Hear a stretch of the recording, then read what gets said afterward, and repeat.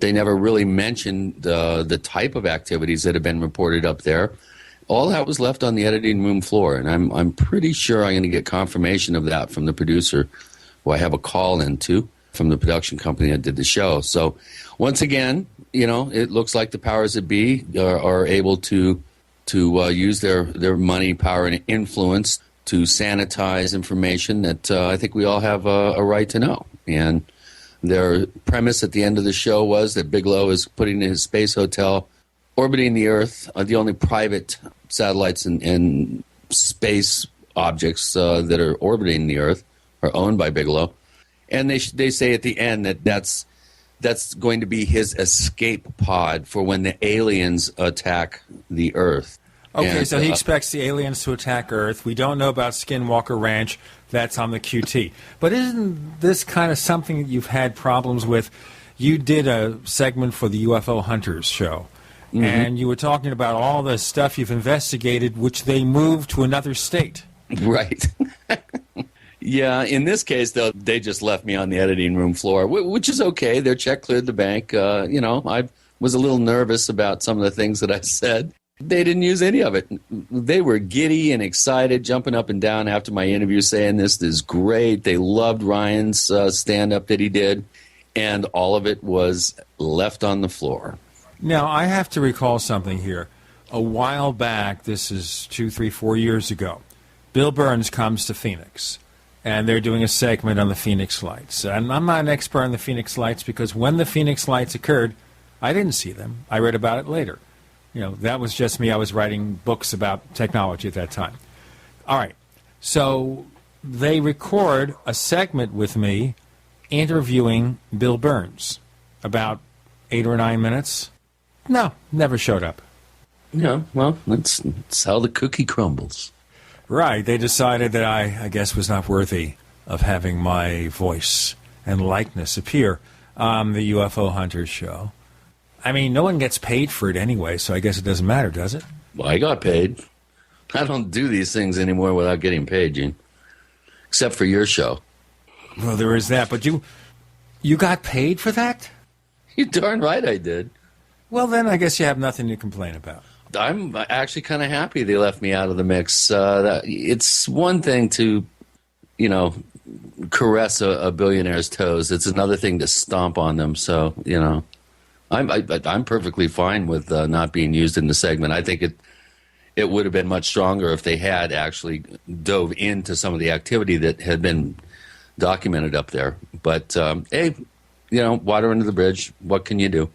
Is there still hope we'll get the sons of Jesse Ventura and Oliver Stone on our show? I have a call into the producer. Among the things that I want to discuss is extending an invitation to Ty and Sean, yes. All right. I guess we could hope for that. Yeah, that'd be good. We'll get the real skinny. We can ask them, hey, guys, why did this end up on the cutting room floor? Or do they want to tell us? And why did the network force you to re-edit what the producer said was the best segment, the best show they'd ever done? And it was great. And he said, now it's only good. We had to take a bunch of things out. Now, is that the only episode that had so many things taken out? I'm not sure. I think there may have been one other, possibly two. And this is what held the show up for 8 months from being aired. The actual conspiracy theory series was delayed 8 months. Oh, boy.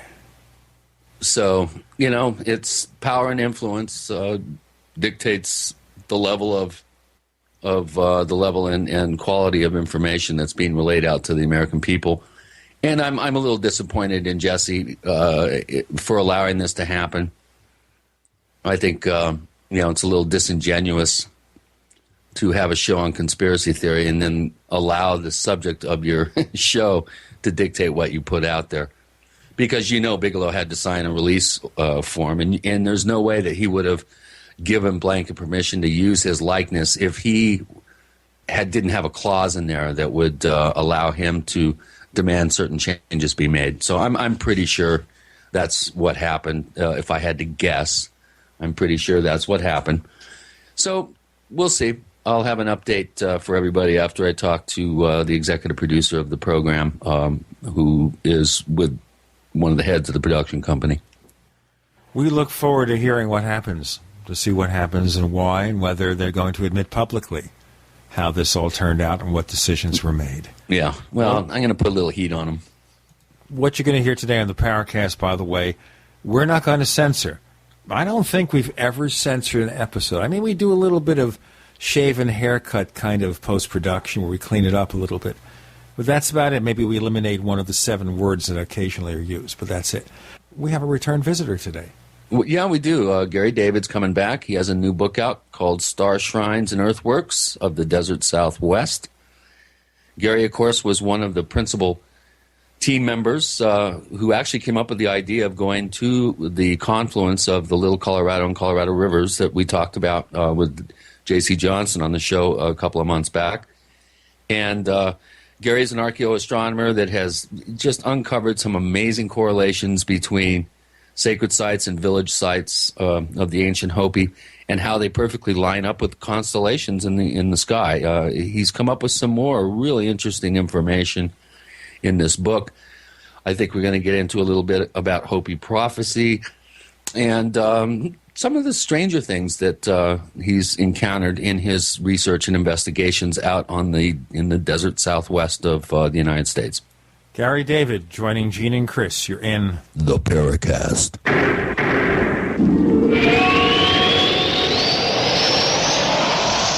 Neighbors, let's talk body language. You know, when meeting in person, we express so much through the raise of an eyebrow, a nod of agreement. These simple gestures help us communicate more effectively and get positive things done. That's why I recommend GoToMeeting with HD Faces. You can meet face-to-face with colleagues and clients no matter where they are. GoToMeeting takes simple online meetings a big step forward with the highest quality HD video conferencing. Share how GoToMeeting allows you to easily collaborate with your team. Try GoToMeeting free for 30 days. Don't wait for this special offer. Visit GoToMeeting.com, click the Try It Free button, and use the promo code PODCAST. Remember, once again, neighbors, use the promo code PODCAST. Try GoToMeeting. Visit GoToMeeting.com and click the Try It Free button. Use the promo code PODCAST. Friends, this is Alex Jones for MidasResources.com. For more than 15 years, I have exclusively used Midas Resources for all my precious metal needs. Whether it's bullion or collectibles you're looking for, Midas Resources is simply the best. I own my gold as a hedge against inflation. This Federal Reserve fiat currency could go the way of the Deutschmark and the Weimar Republic anytime. In these historically dangerous times, it makes sense to physically hold gold and silver. Midas already has some of the best deals in the industry. But if you give them a call and mention the radio special, they will give you a list of the day's super specials. Midas brokers are standing by to answer all your questions at 800-686-2237. They also have a lot of informative free literature explaining the opportunities and risk of holding precious metals. They are ready to answer your questions at 800-686-2237. Again, that's 800-686-2237. Iodine protection packs from hempusa.org are now in stock for immediate delivery worldwide. Our iodine protection packs include microplant powder, green life kelp, red palm oil, and our clear roll-on iodine that will feed the body the iodine it needs. All iodine protection packs are in stock, save you money, and ship for free in all 50 states. Visit hempusa.org or call 908-691-2608 today.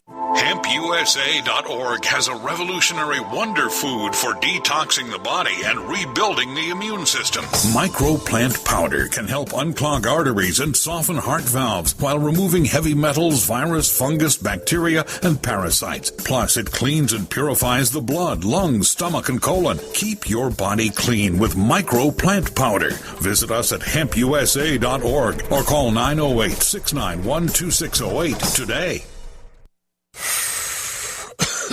Are you still a traditional smoker? Now experience a new lifestyle and try vaping with e-cigarettes by LeSig. Imagine no ashes, stains, nasty smell, or coughing and hacking. With LeSig e-cigarettes' revolutionary microelectronic technology, rechargeable battery, and unique replaceable cartridge, you'll get all the benefits and satisfaction of smoking without the hazards. Choose your taste from a wide variety of our new American-made vape-free e-liquids at LeSig.com. And LeSig smokes the competition by serving thousands of worldwide customers with real people customer service, fast, free, same-day shipping, and a 30-day warranty and satisfaction guarantee. So are you ready for a new vaping lifestyle? Then call 870-518-4307. That's 870-518-4307. Or visit LeSig.com, spelled LECIG.com. LeSig e-cigarettes for today's modern smoker.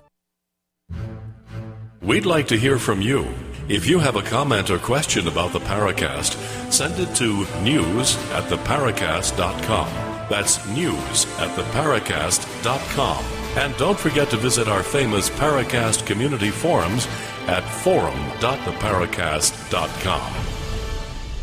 With Gene and Chris, you're in the Paracast. We are enjoying a return visit from Gary David. And we'll talk about star people and stargates and all that stuff. But it looks like not only was Chris sort of on a TV show this past few days, I say sort of because of the fact that they put so much of what he did on the cutting room floor, but you, Gary, were also on a show. Tell us about that. Yes, the show was called 2012, The Coming Apocalypse, and it was on the History Channel. And I saw the promo for it on the website, and there were this couple clutching each other, and they both wore gas masks. And I thought, oh no, here it comes. And my suspicions were confirmed. It was, just dire, everything dire about Hopi prophecies. Just massive violence and destruction at every shot. And then they'd come back to me talking about Hopi prophecy and how there was, and they do have some rather frightening things in their prophecies.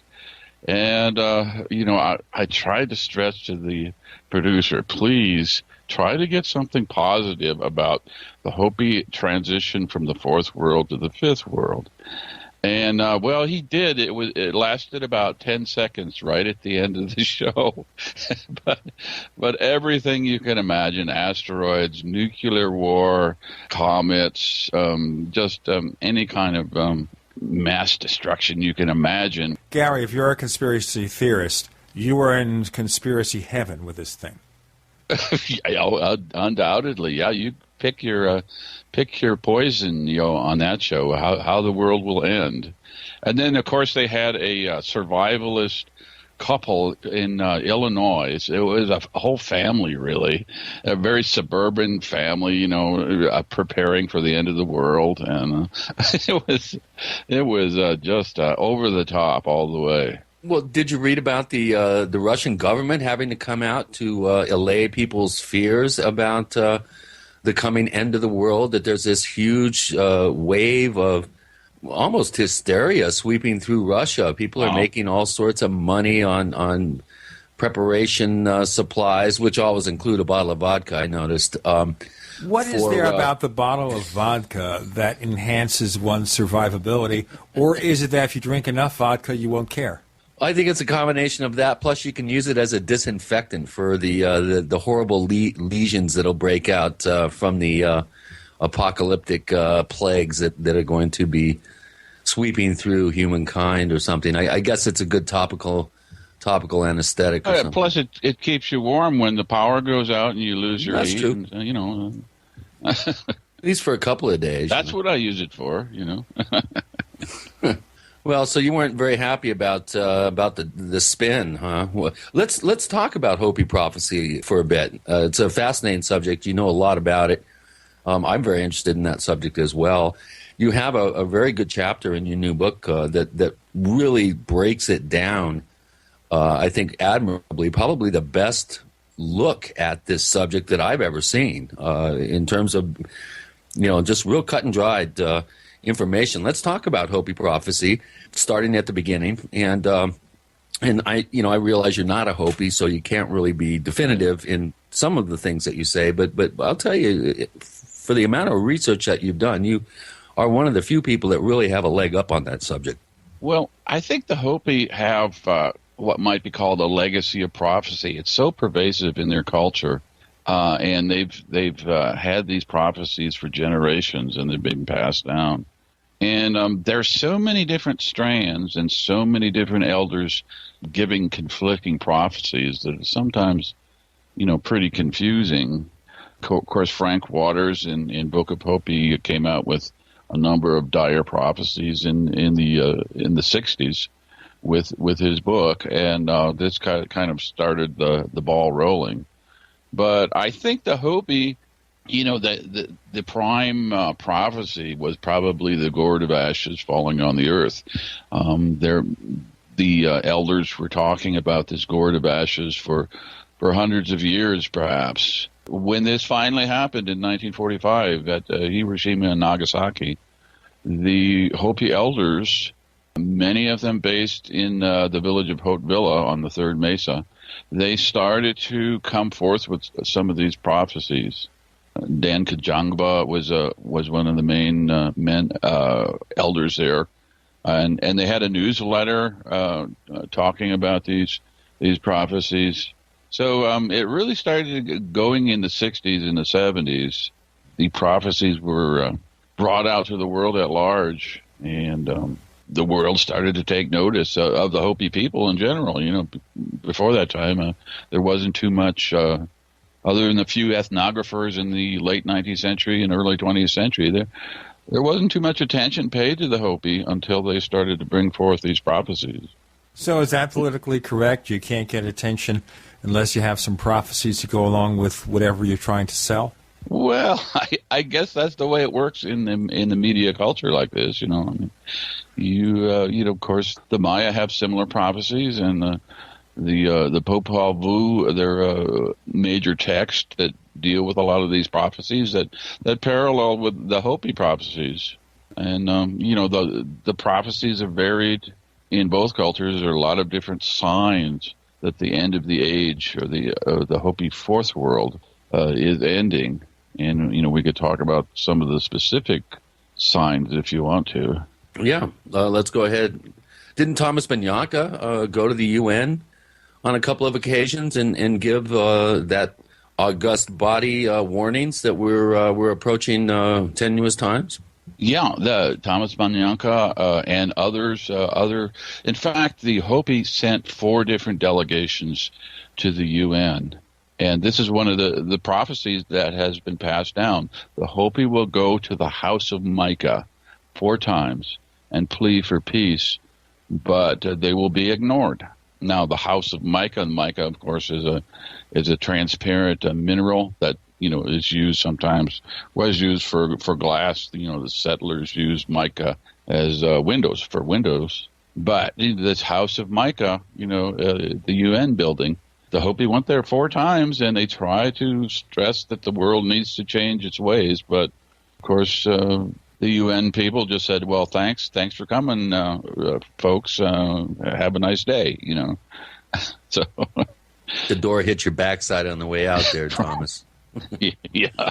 So let's go ahead and talk about Hopi prophecy, and let's give our listeners a sense of kind of a synthesized view of what these prophecies are. There, as you mentioned, there are a number of them. There are some that kind of conflict with one another, but I think you've done a good job coming up with a consensus version of them. Let's go ahead and start ticking them off.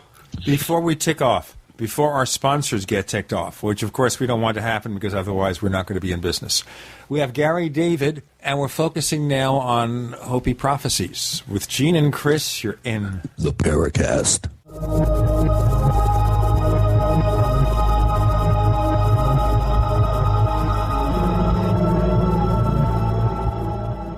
America's #1 source for independent talk radio for over a decade. We are the GCN Radio Network. If you want to get your website online and you need reliable service, first-class service at the lowest possible price, there's only one place to go. Well, DreamHost has a special promotion with our show where they'll offer you unlimited disk space, unlimited bandwidth, one-click web apps such as WordPress, 24/7 support. You can save over $55. You want to know how? Go to dreamhost.com/radio, dreamhost.com/radio. Fate Magazine provides true reports of the strange and unknown. Keep up with the latest on angels and miracles, psychic phenomena, ghosts, UFOs, life after death, and much, much more. To receive your free issue of Fate Magazine, call now at 1-800-728-2730 or visit their website at www.fatemag.com. That's 1-800-728-2730. What are you waiting for? Your fate awaits. It's time for a home security quiz. Answer this. What effective home security device is smaller than a coffee cup, fakes out burglars into thinking someone is home at your house while you're away, plugs into any wall outlet, is recommended by many police departments, and sells for less than $35? Yes, it's Fake TV. This year, about 1 in every 50 U.S. homes will have a break-in, with burglars usually picking the easy target, a dark house that looks like no one is home. Fake TV is a small electronic security device that makes it look like someone is home watching TV by simulating the light from a real TV. It's like a lamp on a timer, but far more convincing. And for only $34.95, Fake TV could be the difference between coming home to a secure house or one that's been ransacked. Go to faketv.com or call 1-877-5-FAKE-TV. That's 877-532-5388 or go to faketv.com. Fake TV, the burglar deterrent. We have witnessed 2 terrible storms in the east, but we are still in the eye of the perfect storm. The most devastating economic condition since the Great Depression, America's worst drought in agricultural history, and now the economic results of the presidential election. This perfect storm is a huge threat to everyone's food supply. I just doubled down and got even more supplies from eFoods Direct, and I recommend you do the same. It's time to get your own supply from eFoods Direct. I know I won't be standing in a bread line trading my freedom for food. I'm taking control of my future, and you're nuts if you don't do the same. Go to efoodsdirect.com/Alex to find the specials, and you can start with a holiday gift pack that's normally $80, now under $50. Remember, I can warn you, but I can't feed you. Call 800-409-5633 or efoodsdirect.com/Alex. Would you rather prepare 6 months too early or 1 day too late? 409-5633 or efoodsdirect.com/Alex.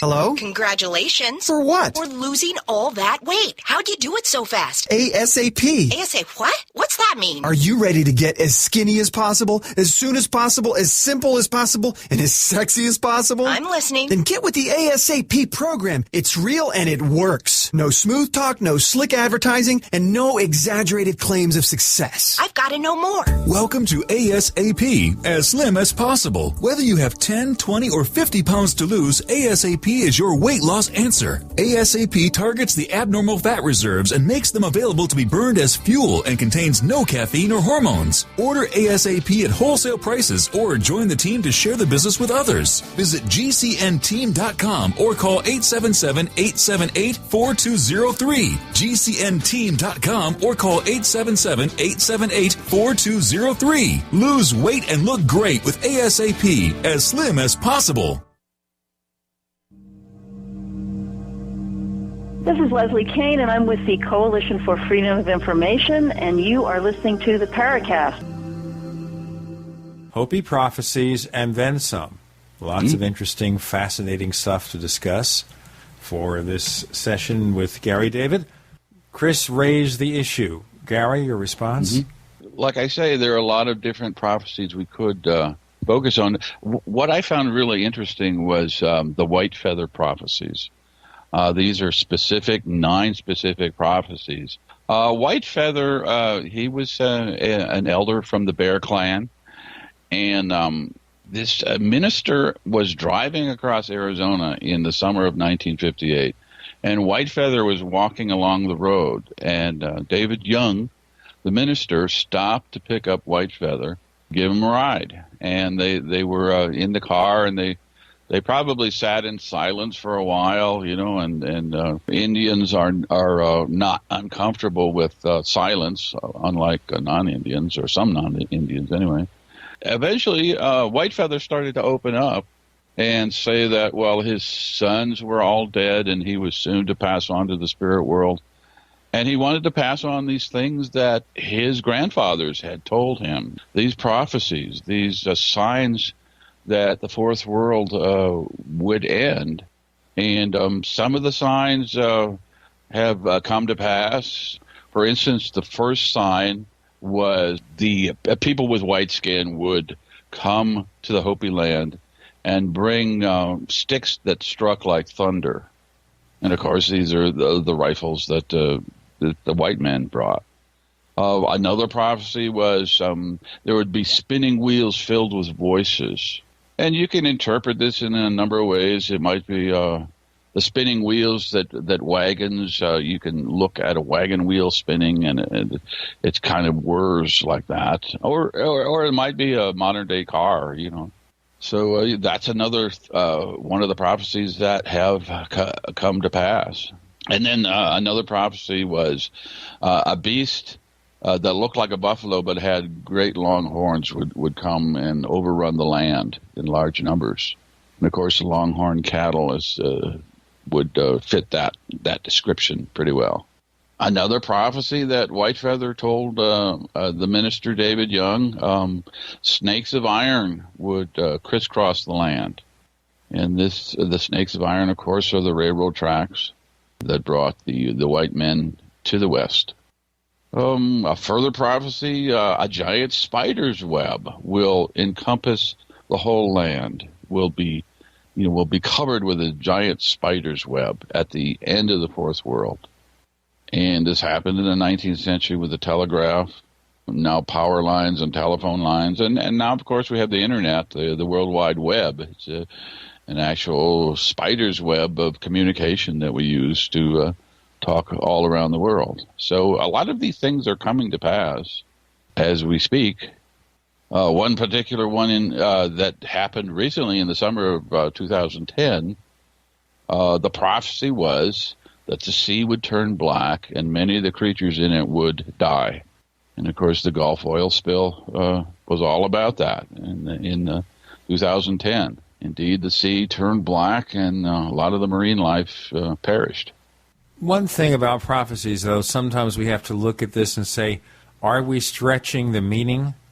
We're taking something that's very general, and we understand if you're trying to predict something that maybe hasn't been invented yet, you're not going to be as specific as maybe we are in today's scientifically oriented society. But the key is here, and some of the skeptics will say, you know what? What you're doing here is you are manipulating these prophecies, very general, to make them look like there's something specific. Mm-hmm.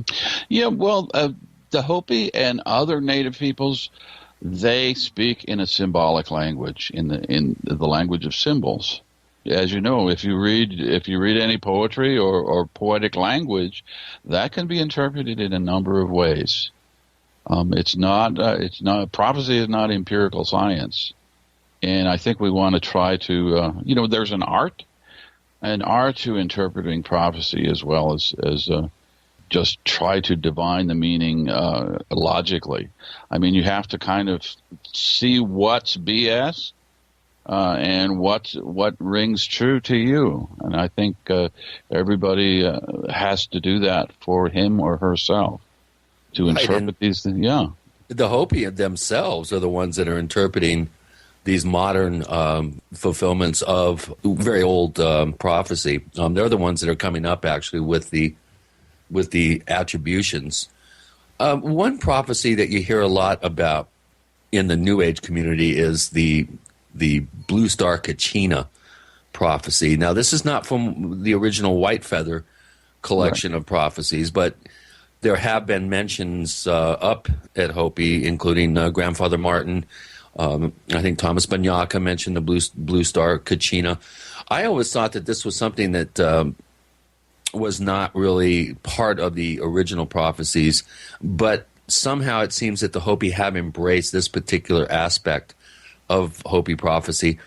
what do you know about the Blue Star Kachina, where this particular thing may have originated, and what are the Hopi thinking about this right now?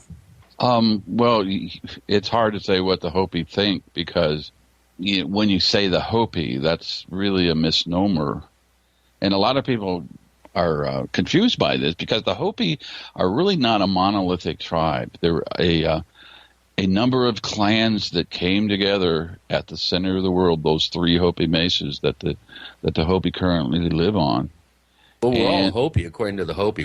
Hopi means the people. So, but a lot of Native American groups designate themselves as the people, in their own language, So I don't know if we are all Hopi, I think that would be maybe stretching it a little bit. But as far as the Blue Star Kachina, the first that I've heard of this was in Frank Waters' book, the Sakwa Sohu, it's called. And the blue star would appear in the heavens. Now, many interpretations of what the blue star is. Some say it hasn't appeared yet. Others say that it was Hale Bopp back in March of 1997. And that brilliant blue comet that streaked across the sky. And at the same time, many people were out watching this comet when the Phoenix Lights appeared. And thousands of people saw the Phoenix Lights. But the blue star appears in the heavens, and apparently the Blue Star Kachina takes off his mask, and this will signal the end of all Hopi ceremonies. The whole ceremonial cycle will cease at that point. So that's the basic story, and I don't know whether you can give this particular story a lot of credence or not. I mean, I kind of take it with a grain of salt myself. A lot of people, some Hopis say that the main informant for Frank Waters, White Bear Fredericks, was not a true Hopi. He didn't have the true Hopi knowledge. He wasn't part of the spiritual. He didn't have a clan affiliation that was part of the spiritual clan, the Bear Clan, for instance. So, he really was not talking the true Hopi way. So, I think Frank Waters' work is useful, but I don't, that's a lot of people say that's the book of the Hopi, the one source you can go to, but I don't think that's really true. So there may be disinformation salted through that work then, is what you're suggesting. Sure, yeah. And I've heard from some Hopis say that, well, this guy White Bear, he was kind of loud and ostentatious and very non-Hopi. He was gregarious and, just kind of not the typical Hopi character that you associate with the Hopi people. I'll tell you what, we're going to explore the Hopi and the prophecies and what might happen later this month, which means, of course, that if the world ends, there'll be no more episodes of the Paracast from this world. Gary David joins Gene and Chris. You're in the Paracast.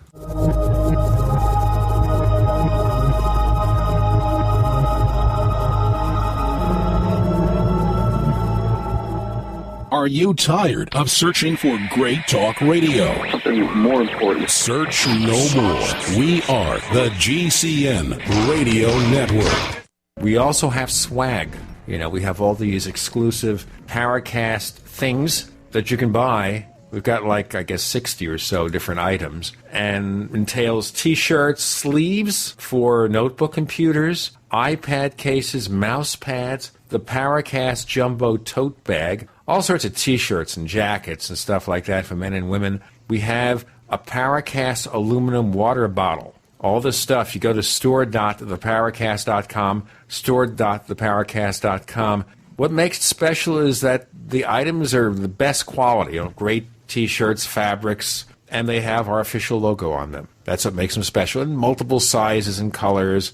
We even have stuff for children, stuff for women, stuff for men. We have all sorts of sizes, like small up to X large. A lot of good stuff. That's the swag from the Paracast. You go to store.theparacast.com, stop by, and take a shopping tour. For all women and men who wish their fingernails were harder, this Christmas, wishes come true.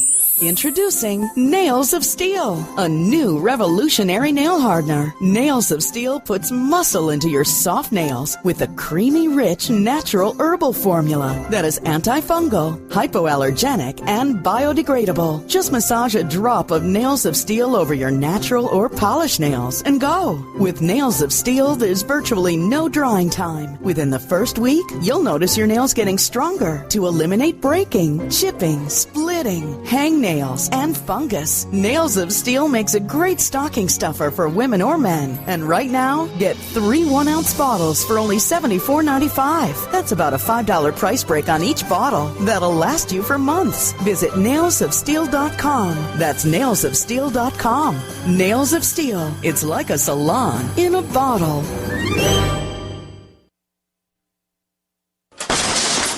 That's the sound of your door being kicked in by an intruder with a single kick. That's the sound of the same door now protected by the Door Sentinel at mysafedoor.com. Go to mysafedoor.com right now and watch the amazing video. At mysafedoor.com, you'll learn how to turn your home into a fortress with the Door Sentinel. 16 kicks later, and the Door Sentinel is still holding strong. mysafedoor.com. That's mysafedoor.com. Hi, this is Ted Anderson. Have you ever wondered why banks, stockbrokers, investment advisors won't talk about gold IRAs? They've been available since 1986, yet the financial industry won't recognize the value of gold for your retirement. Gold has outperformed paper investments, yet no word about IRAs. If you would like to have gold for your retirement, call 800-686-2237. Don't get left behind by rising inflation and low returns. Call 800-686-2237. Secure your future and call 1-800-686-2237. Oh, my aching back. I've got to get some relief for my arthritis. When arthritis pain rears its ugly head, rub on Smooth Gator, the 60-second pain relief. Smooth Gator provides topical relief from head to toe and everywhere in between to stop pain fast. Smooth Gator is made with all natural oils, including wintergreen, aloe vera, and eucalyptus in a safe, non-greasy formula. Rub Smooth Gator on your neck, back, legs, knees, hands, any muscle or joint where pain from arthritis, sprains, strains, or backache needs fast 60-second pain relief. Smooth Gator can also be used for allergies, sinuses, fibromyalgia, and rheumatoid arthritis. In the time it took to listen to this message, you could have had relief with Smooth Gator, the 60-second pain relief. Go to smoothgator.com or phone 727-278-3137. Call 727-278-3137 or click smoothgator.com, the 60-second pain relief.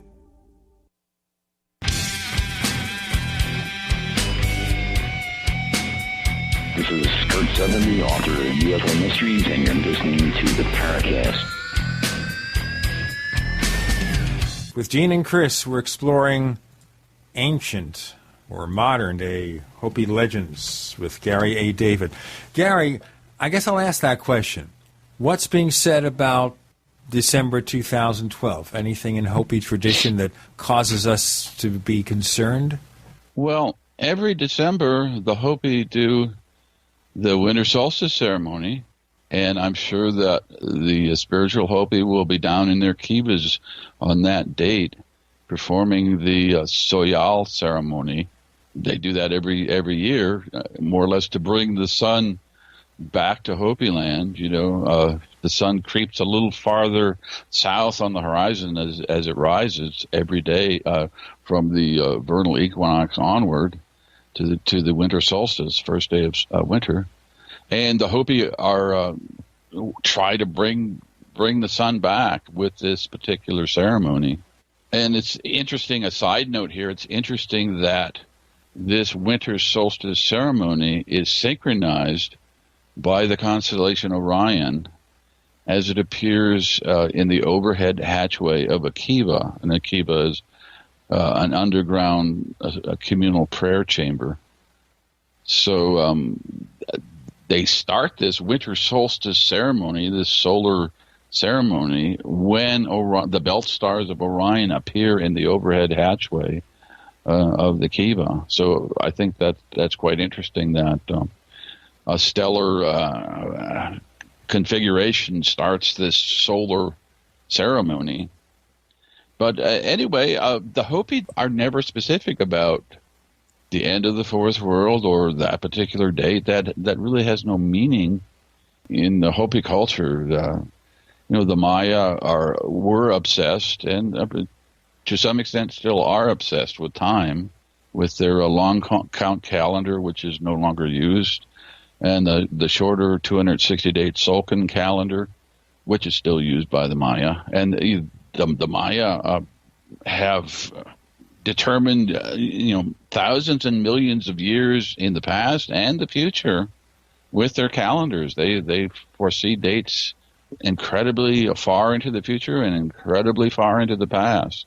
I have to ask a question here. Why so many calendars? Isn't one more than enough? You'd have to ask the Maya that. It's a very complex system of interlocking calendars that none of them end either. By the way, it's like saying our calendar ends. Sure, yeah, it's a cycle. We're at the end of the 13th Baktun right now, coming up, and that's a 5,125 year cycle that will repeat. It will just keep going, and that's where a lot of these doom and gloom shows try to hype the whole thing and say that the world is going to end. Well, of course, these shows have to realize if you say the world's going to end, your show's going to end, and you're not going to have to worry about any more listeners, so why predict that except to get immediate ratings? You want to get ratings for that show. Hey, we can prove the world is going to end, folks, and here's all the evidence, and here's the Mayan prophecies, and this prophecy, and that prophecy, and this calendar. And by the way, tune into next week's episode and next month's episode after the world ends so we can sell you more stuff from our advertisers and predict more disasters. Yeah. Well, I think a lot of it has to do with the Judeo-Christian slant. I mean, a lot of people have this idea of the Book of Revelation and end times, and whether they're a devout Christian or not, it's kind of been planted in our psyches growing up in the West here, that a revelation might be about the end of this world and coming very soon. And of course, the evangelicals are rushing to embrace this whole thing and trash the earth in the process because it's not going to matter. Well, then you don't have to worry about global warming. That's an interesting question here, man-made global warming. What do the Hopis say, if anything, about that? Well, I think the Hopi, as far as I can tell, connect natural disasters and climate change and tsunamis and earthquakes. It's all part of the way humans are treating the earth. It's all connected. It's because of our actions on this earth. It's not just random weather events that are causing it. It's because of human corruption and dissolution and devolution. And just and it's happened before in Hopi culture. This is, happened 3 times before, according to the Hopi. So they look at this rather philosophically and say, well, yeah, the humankind is just kind of devolving and getting more corrupt. And Koyana Squatsi is the term, life out of balance. Yeah, life in chaos, life out of balance. And, the Hopi are all about balance. That's why they do their ceremonies. That's their whole role as they see themselves in a global sense. They are literally keeping the world in balance by doing their ceremonies. And the ceremonies are gradually being eroded by various things, the outside world, the materialism of, it's you can see it happening on the reservation. Some of the people, Hopi people, embrace technology and have electricity and water to their house, and other villages refuse to do this. So it's a kind of a mixed bag in Hopi land. Even the Hopi are not united in this way, and of course there's always been this struggle between the progressives that want to bring in all the stuff that the white men can offer, and the traditionalists who carry on these prophecies and try to do the ceremonies and try to perform the kachina dances as close to what their grandfathers taught them as possible. So it's a struggle, constant struggle to keep this ceremonial cycle going, because it takes a lot of effort, just physical effort, and you have to make prayer feathers and plan ahead, and you have to, even the food, you have to get the feast ready to feed the people. So it's a lot of energy that the rest of us don't have to worry about. But they're trying desperately to keep the culture going, keep the language, teach the young people the Hopi language, and that's harder to do when they're staring at their video games and they're texting on their iPhones. It's really it's a hard thing to do to keep the Hopi life going. You know, it's interesting here. It's almost like the problems faced, I guess, by the Amish, where they wanted their traditional lifestyle, but more and more people leave that and associate with, quote-unquote, the English. Yeah, I never thought of it that way, but yeah, I guess you're right on that. You know, they're living very similar types of lives, and a lot of them think that the technology tends to take them away from the ways of the Creator. And you see this embodied in Prophecy Rock, which is located on the Hopi Reservation. These two paths that we can take in this world, and we can get into Prophecy Rock if you want to, and description of it. It's a petroglyph on the Hopi Reservation, and yeah, go for it. Yeah. I was there last summer, and we did a ceremony, a corn pollen ceremony at Prophecy Rock, and Grandfather Martin was there, and he performed the ceremony, and he was very upbeat about the fourth world, transition from the fourth world to the fifth, and he said that you just have to keep going through this hard time. He said, there are basically two different lines on Prophecy Rock, and they're diagonally across the rock carved, and they're two parallel lines, okay? And the lower line is the line of the one heart. That's the line that is true to the ways of the Creator. And this line has a figure of a Hopi tending corn on it, so living in the traditional manner. There are also 3 circles on this particular line, and that corresponds to the 3 world shakings, or perhaps 3 world wars that we will have to encounter. And there's another line that's parallel to this above it, and there are some figures holding hands on this line. There are 4 figures, I believe, that are on this line. I'm getting into more detail about what's going on there. Gary David joining Gene and Chris. You're in the Paracast.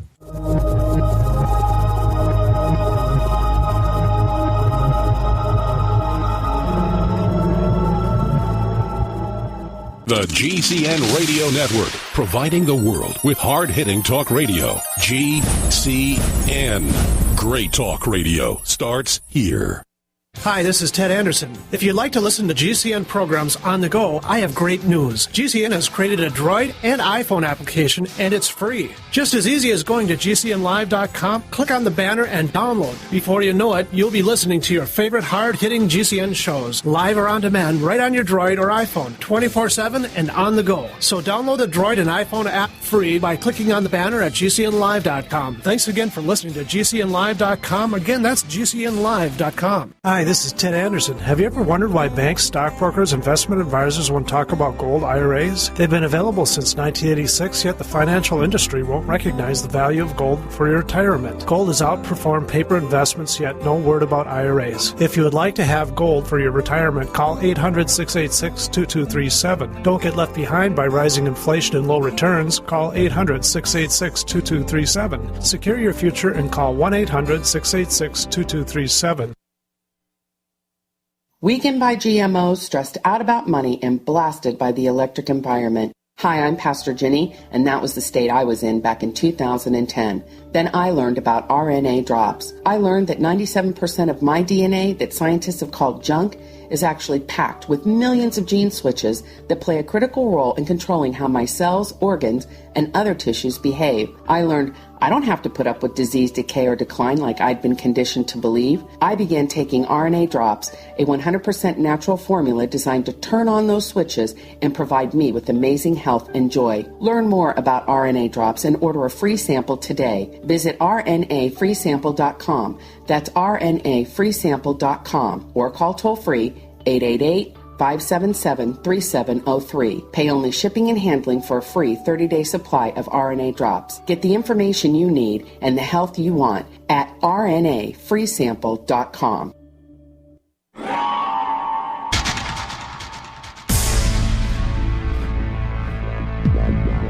Welcome back to the Paracast, the gold standard of paranormal radio. And now, here's Gene Steinberg. Okay, we had Gary David with a lengthy description. Would you kind of bring our listeners to the next stage? Sure, yeah. Well, I was talking about these two lines, symbolic lines, two different paths. The lower path is the traditional way of the Hopi, carved into this rock. The Hopi tend corn and live close to the earth. They're humble people. And then the upper line, which is parallel to it, going off towards the right, has a number of figures in it, located. This line ends in a zigzag. It just stops, and the zigzag goes up, and then it just stops, like it stops in midair. And this is the way that the fourth world will end if we keep on this path. Now the lower line continues around the side of the rock, and it's interesting that Grandfather Martin talks about this line continuing along the side of the rock. It doesn't stop like the upper line. And he said sometimes he can go to Prophecy Rock, and this line that continues along the side of the rock is not there anymore. And then I'll go back the next day, and it is there. So Prophecy Rock is undergoing constant change? Well, Grandfather Martin is the caretaker of this, and I've seen him re-incise some of the lines on there. Okay. Now, when you say that, are you saying the rock is almost fluid, that it's not a constant set of pictures, but it changes from day to day? That's what Grandfather Martin claims, that, this line, he calls it the line of everlasting life. And sometimes he'll go there and the line has kind of faded away. Other times he'll go there and the line is back there. So it's kind of a mystical occurrence, if indeed if this is happening. It's kind of a mystery that these lines would appear and disappear and then reappear again. Yeah, both times I've been there, you can faintly make it out, but I could see with lighting conditions up there being the way they are, that if the light isn't right, that line is very faint. So sure, yeah, that's true with any petroglyphs. I mean, if you've gone petroglyph hunting in the Southwest, you know that you can walk by a whole panel of petroglyphs, and if the light is not right, you just won't see them. So this is what might be taking place. I'm not sure, but it also might signal the tentativeness of this everlasting lifeline that he claims that will bring us into the fifth world. And it's interesting. He said this is everlasting life, and I took a compass and stood with my back to the plane where this line goes across the side of the rock. And I took a reading with my back to this line, looking out towards the eastern horizon. It's the place where the summer solstice sunrise is, exactly 60 degrees azimuth. Now, let me ask you a question here. Is it possible that we're seeing these differences, or they're reporting this because of the way the sun reflects upon this rock? Yeah, I think that might be one explanation. That's a logical explanation. That is what you would say. that would be the logical way to do it. Because, like I say, petroglyphs, rock carvings can disappear, according to the way the light is. And you're walking around and you'll miss something, and you'll walk by the same place a little later on, and it's back there. That's plausible, yeah. Are there photographs of this rock showing changes or differences that we could point to? Because the skeptics are going to ask for that. They'll say, all right, so someone says that this image is here today, it's gone tomorrow, maybe it's reflections, but can you show us what it looks like? Yeah. Well, I have some pictures of it myself, but I've seen previous drawings, like Frank Waters' book has a drawing of Prophecy Rock, and I tried to compare it with what I saw, and there is for instance, a swastika on the rock, and also an iron cross or a Maltese cross on the rock in Frank Waters' drawing. But I did not see these. I did not see these at all. This is a drawing, it's not a photo. Right, yeah. Okay, so a drawing can contain anything. Oh, yeah, sure, yeah. And there are plenty of photos of Prophecy Rock. It's probably the most famous Hopi petroglyph, actually. Right. And it's also, much to my surprise, I found out it's a fairly recent petroglyph. It's, I think, early 20th century or possibly late 19th century. What do we know about the history of that particular carving? I think you're right, Chris, because, I've looked at a lot of petroglyphs in the Southwest, and this looks fairly recent as far as a patination. Patination is where, the desert patina kind of darkens certain rocks, and when you carve into the rock, it's lighter underneath. There's a lighter surface is revealed. But this one looks doesn't look like it has much patina on it. So I would agree it's probably early 20th century.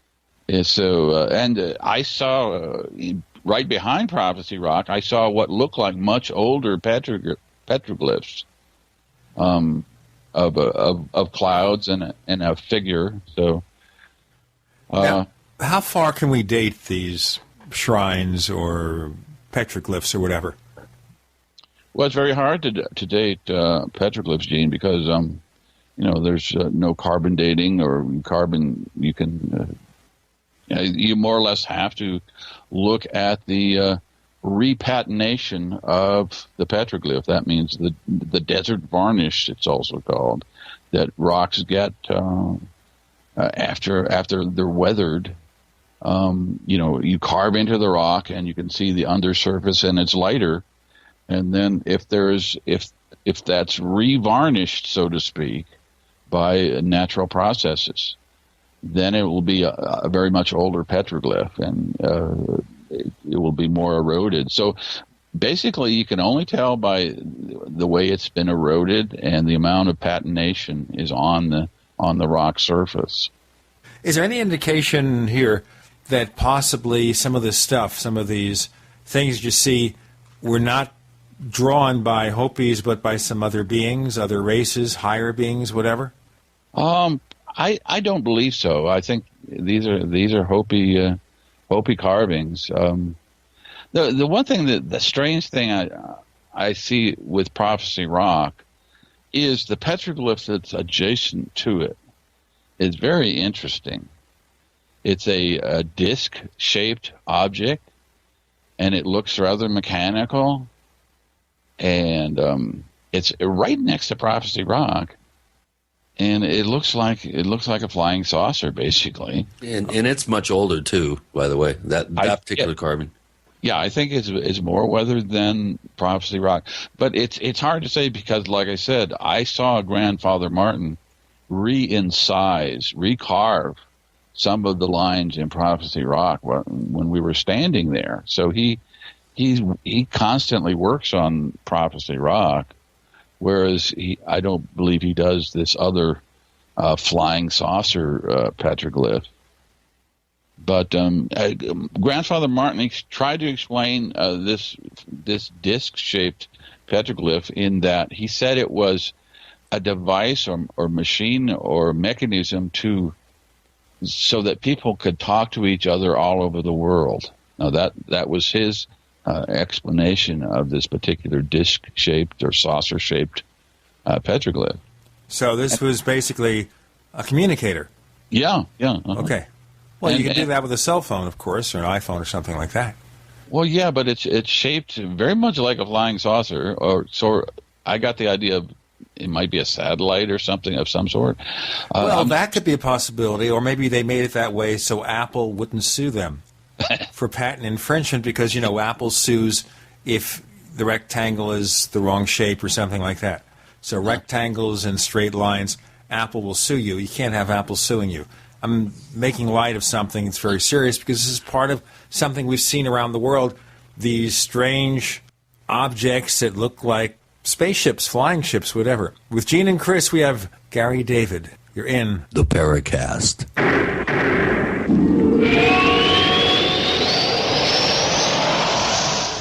Ray Perkins, a reclusive veteran burned out from the Gulf War, lives tortured by relentless, perplexing nightmares.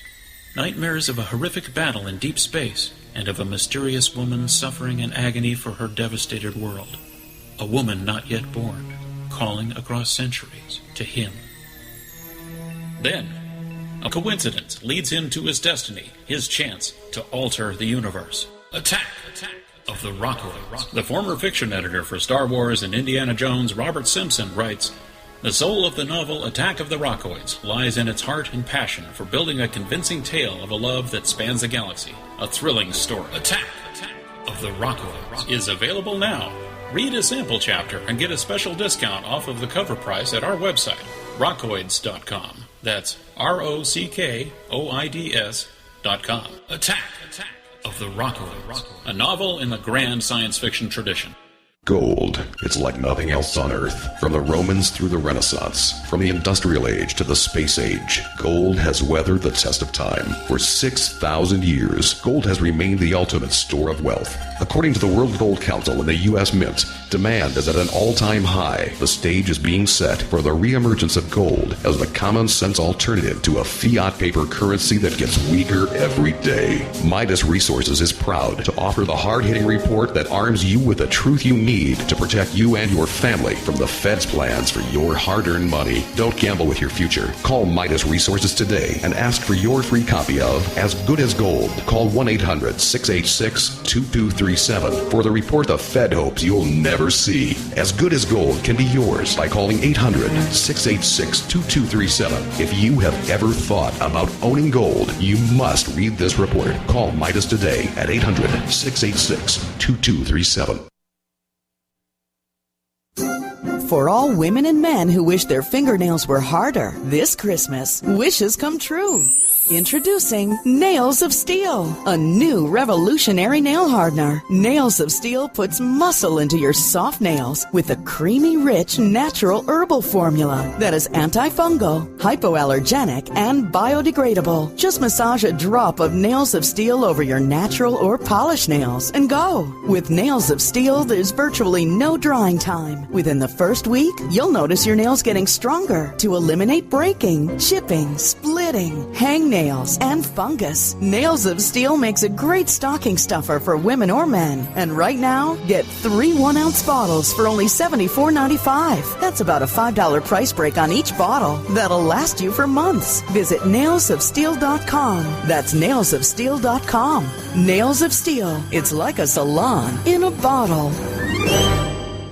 You know what happens to your digestive health around the holidays? Right. Unusual schedules and foods you don't normally eat can cause upset stomach and indigestion. But you can prepare your digestive tract with Pro-EM1 Probiotic Cleanse from Terraganics.com. Pro-EM1 is all natural and made with certified organic ingredients. It contains no genetically modified ingredients or preservatives and has no animal products, wheat, soy, dairy, or gluten.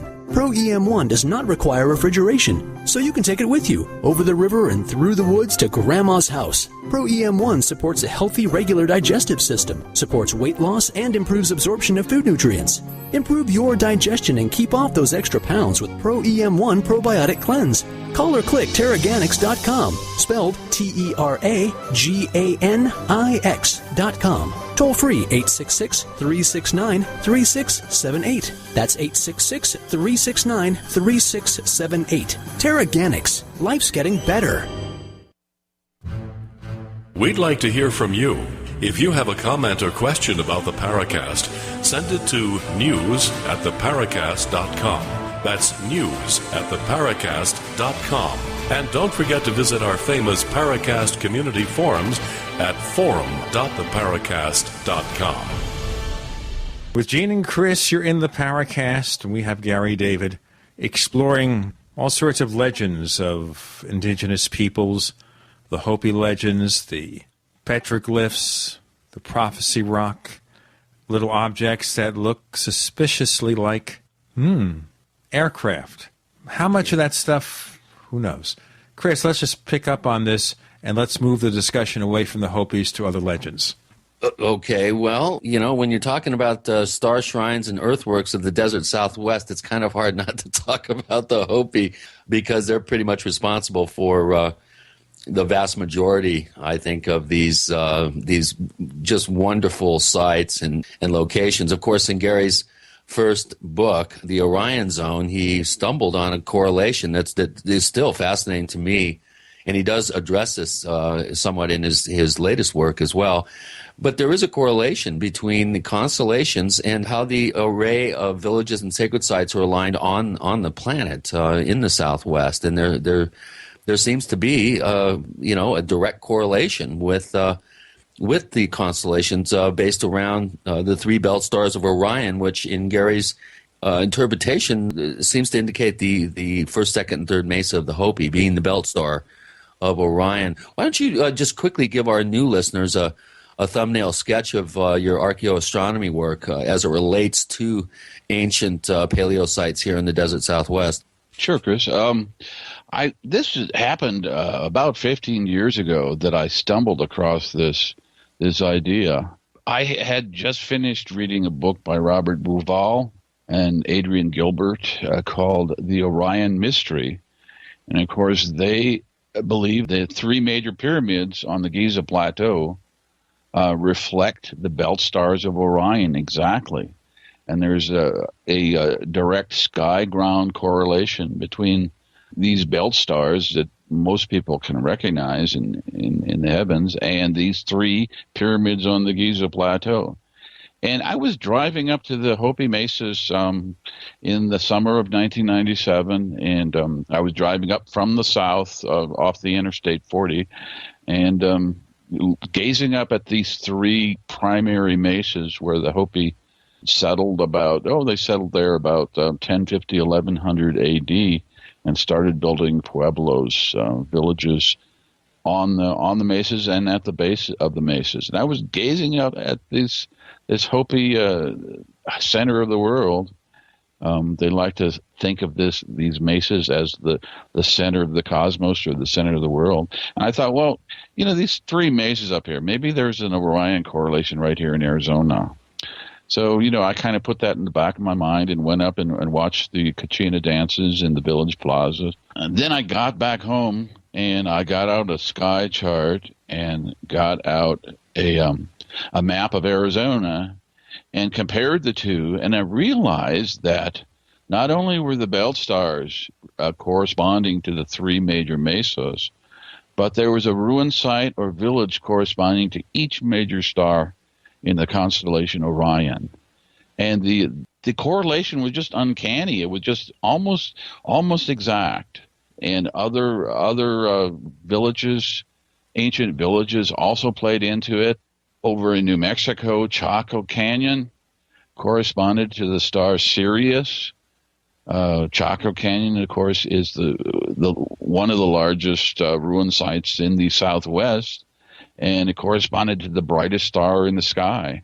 This got me really thinking about this sky ground as above, so below phenomenon that many ancient cultures, including the Egyptians, apparently constructed their temples and their monuments according to the stars in the heaven. So it started me on this journey almost of going out to each one of these sites and photographing the sites and writing a little bit about each particular site that corresponded to a star in the constellation Orion.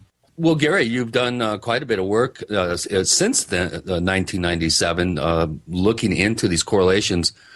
One of the things that I find fascinating about your work as well is the little project that you undertook a couple of years ago, looking at the area around Grand Canyon and the confluence of the Little Colorado River and the Colorado River. And we did have J.C. Johnson on a few months back, and we did talk about the trip that we took last May out to Grand Canyon and to the confluence rim.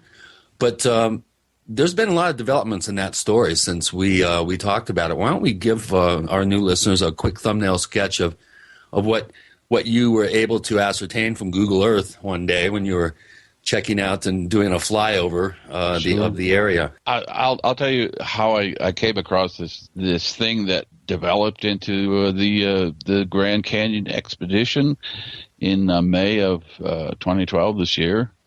I was looking on Google Earth, and I happened to see an odd-looking rectangle. And you could tell that this rectangle was made by tire tracks, okay? There are a lot of roads in this area where the Little Colorado River flows into the main part of the Colorado River in the Grand Canyon.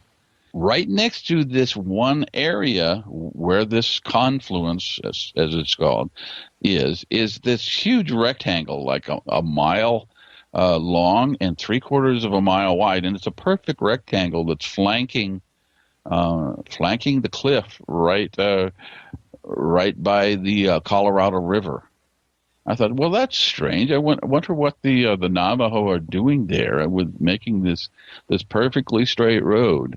And then I also saw some what looked like parallel lines going off of this rectangle. And what could these be, really? Are there irrigation? It just got me going, kind of curious. What's out there anyway? In this place that's very remote, very beautiful. And also it's located very close to probably the most sacred spot in all of Hopi and Zuni land, which is the Sipapu or Sipapuni, Sipapunima.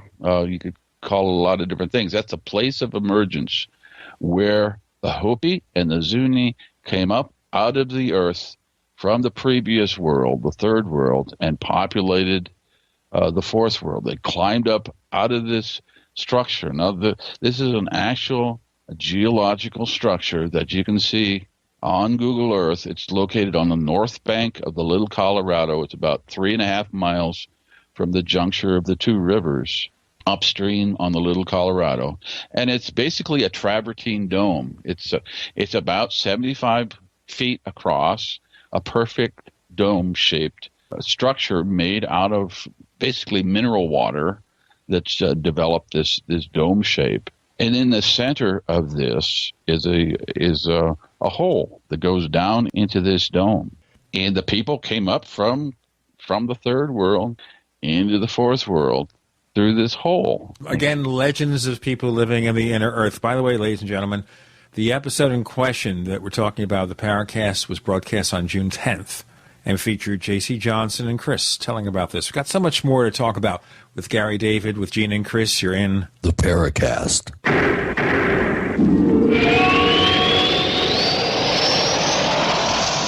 America's #1 source for independent talk radio for over a decade. We are the GCN Radio Network.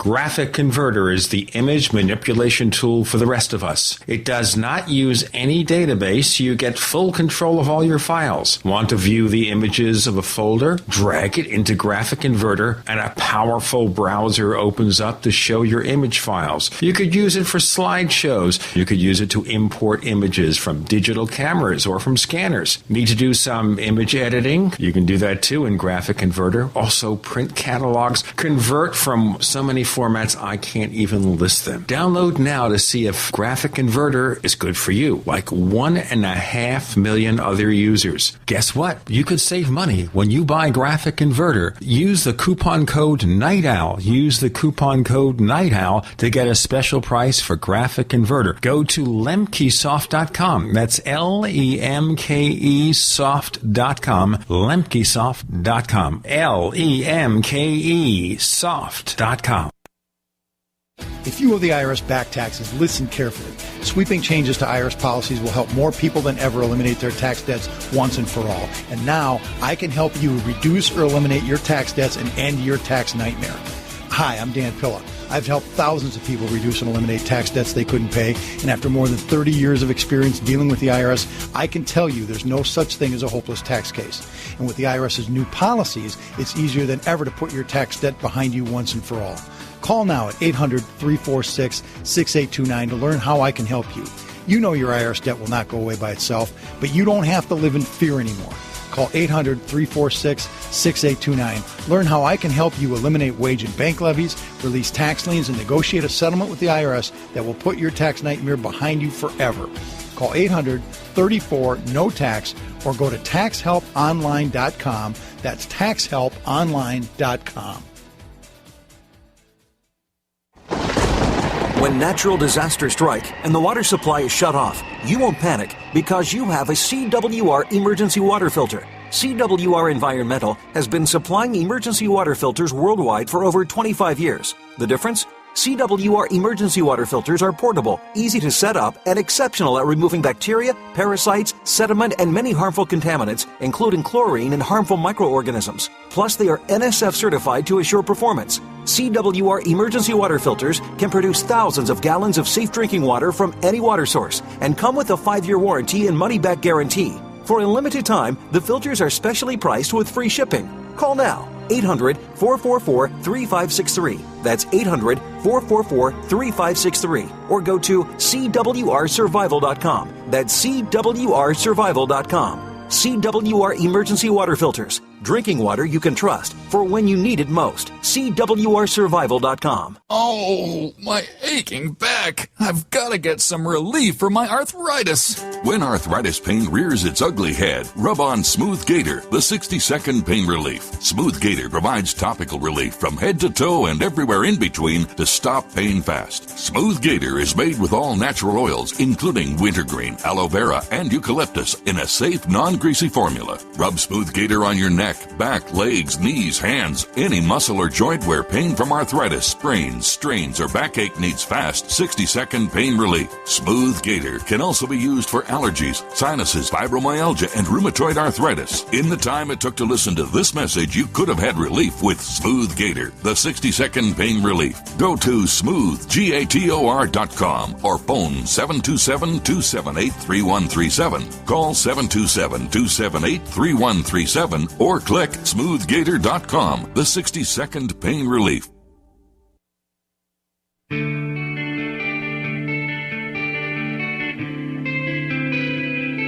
This is Jerome Clark, author of the UFO Encyclopedia and other books.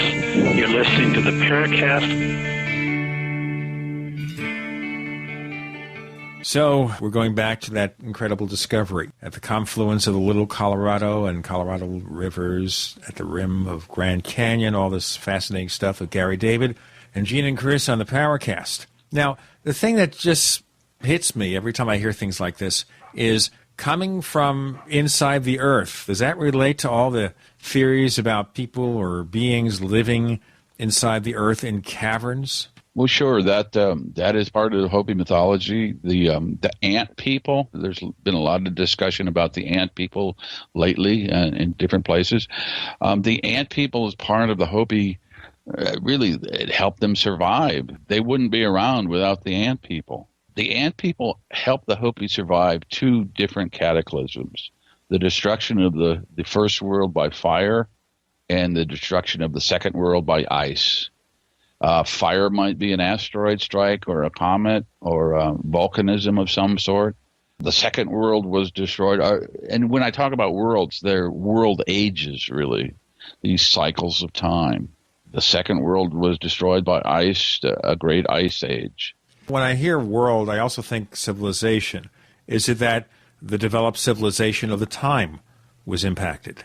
Well, that's the whole thing. Yeah, it's the whole. It encompasses the whole world because the third world, for instance, was destroyed by a great flood.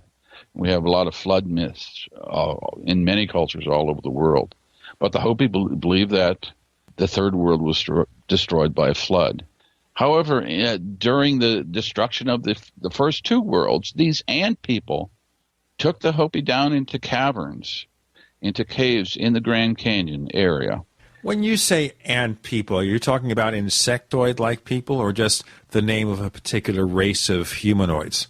Well, they were, from what I've seen petroglyphs of some of these ant people, and they have, very spindly arms and legs, and they have antennae, and they sort of look like ants. If you look at these things objectively, they look like carvings of ants that the Hopi have made. But they're humanoid too, so they're what anthropologists call therianthropes. They're half human and half animal or an insect in this case. More insect-like than the so-called gray aliens that we talk about today. Yeah, I would say so. But there are there's some pretty startling parallels, though. There are parallels, that's what I'm wondering when I hear this. I'm thinking, wait a minute, we're talking about creatures like that now, and we wonder the descriptions, could they be exaggerated to emphasize the insect-like tendencies, or is it 100% photographic representation done in drawings? Well, I think they're pretty specific about them being humanoid ants and not just kind of a fable that you'd read about, the ants helping people or something like that. I think that they were actual creatures, and the Hopi are not. It's not a foreign concept to have all these bizarre creatures. If you look at some of the Kachinas, they look pretty bizarre with the feathers and the helmets that sometimes look like space helmets, and the different sorts of masks. All these spirit creatures that were once, according to the Hopi, they were once physical creatures that walked among them. And that's an interesting possibility here. Is there any reason to think that it's not that they are necessarily insect-like, but they're wearing space helmets, with the antenna being some kind of communications means or mechanism? Well, that's possible. It's possible that they're just, nuts and bolts extraterrestrials coming in nuts and bolts crafts down to Earth. I tend to think that they're probably more interdimensional creatures coming through some kind of wormhole to this dimension and interacting with the people in a physical form. Or they could be underground dwelling crypto-terrestrials for that matter. They could still be down there. Like I say, the Hopi were saved by these people, so they're benevolent. They don't have the malicious intent that some Greys seem to exhibit toward people, but they helped the Hopi survive, and they taught them how to sprout beans in these caverns.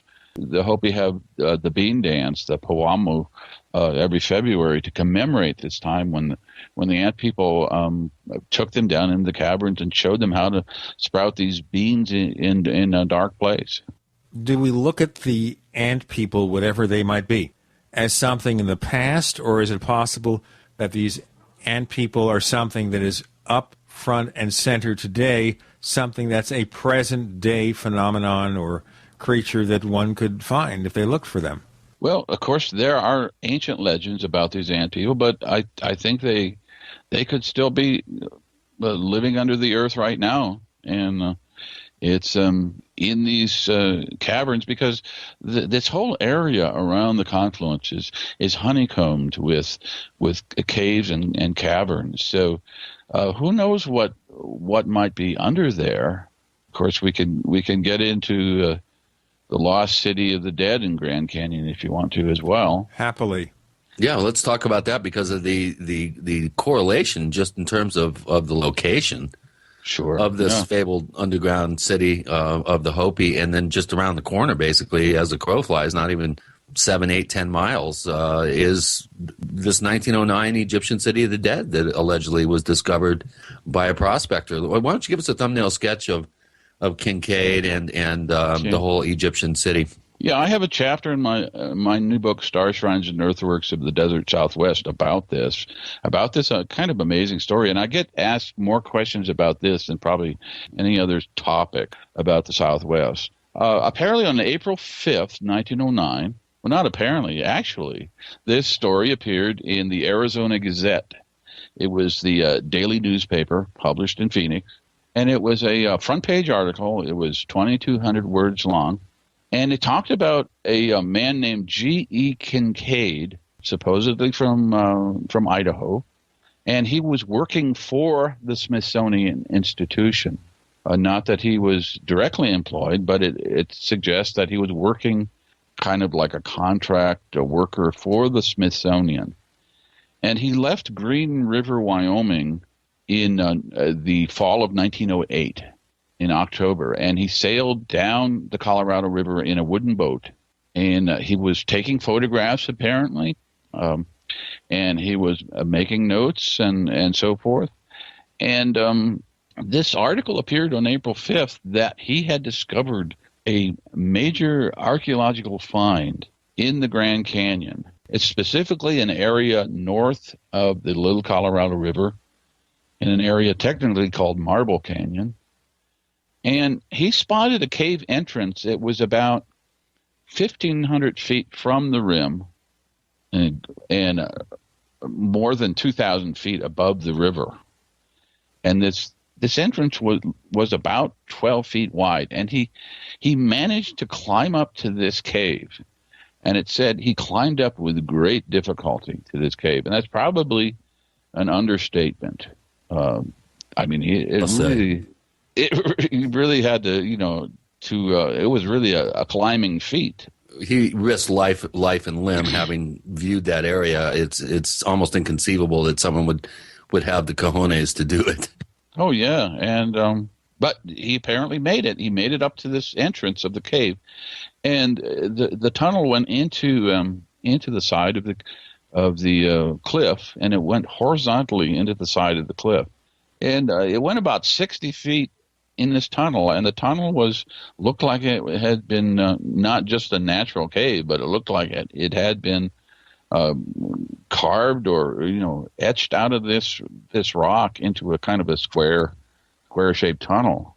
And there were two side passageways that branched off, and there were a number of rooms in these side passageways, and they had oval-shaped doors in these rooms, and there were ventilation shafts.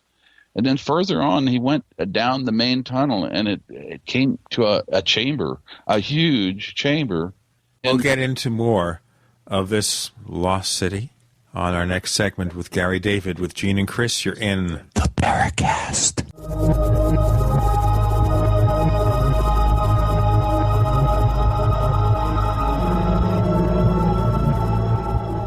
Are you tired of searching for great talk radio? Something more important. Search no more. We are the GCN Radio Network. Whether it's personal mail, whether it's business email, you want reliable, dependable delivery, freedom from spam, freedom from viruses. Well, Polaris Mail offers professional email hosting services for your personal or small business use. Each account uses 25 gigabytes of storage, an easy-to-use webmail interface, and full mobile sync. Sign up today for a 30-day free trial at polarismail.com, polarismail.com. So here's what happened. I was placing an order online. The site went down. It just stopped responding. It took hours before it returned, but I'd already placed the order with another company. If your site goes down, you could lose business. And if you have a business or personal site, you'll want to know it's easy to run and it will stay online. At iWeb, your site is hosted on one of the most reliable networks in the world. Check it out. iWeb.com. That's iWeb.com. Preparedness is simple when you have the right stuff. And with the looming threat of economic collapse and possible service interruption, it's time to get the best-in-class preparedness stuff at DisasterStuff.com. DisasterStuff.com has been serving smart preppers for over 15 years with quality products like Berkey water filters. DisasterStuff.com is the official Berkey in-stock shipping center. And as always, free shipping on all Berkey products. Stock up on water barrels and accessories. Get Country Living or Wonder Mill grain mills, Excalibur food dehydrators, Tatler reusable canning lids, Sun oven solar cookers, EMP bags to protect sensitive electronics. And don't be without your Life Straw personal water filter, all from DisasterStuff.com. Preparedness is simple with the right stuff from DisasterStuff.com. Freedom through self-reliance and personal responsibility. Attention, this is an announcement for our listeners who drive gasoline vehicles. Federal Consumer Protection has confirmed that there is now an automotive accessory that exceeds its own fuel-saving claims. Consumer Protection has confirmed that most gasoline vehicles will get 22% more miles per gallon with an accessory called Platinum 22. To find out if Platinum 22 will give your vehicle 22% more miles per gallon, you should call 1-800-LESS-GAS. You heard me correctly, 1-800-LESS-GAS. You heard me. Federal Consumer Protection has confirmed that the Platinum 22 accessory will deliver 22% more miles per gallon to most gasoline vehicles. You should pick up the phone and call 1-800-LESS-GAS to find out if it will help your vehicle. That's 1-800-LESS-GAS. 1-800-LESS-GAS. 22% more miles per gallon. 1-800-LESS-GAS. Alex Jones here with a message that could revolutionize health in this country. Going back about a year and a half ago, I began to learn about the incredible health effects of longevity products. Aaron Dykes lost 92 pounds. We're going to show you some before and afters. Aaron, break down what happened, your story. I've worked really hard with diet and exercise to try to lose weight, but I just didn't get the results. It just didn't happen. Then I saw what you were doing with InfoWarsTeam.com.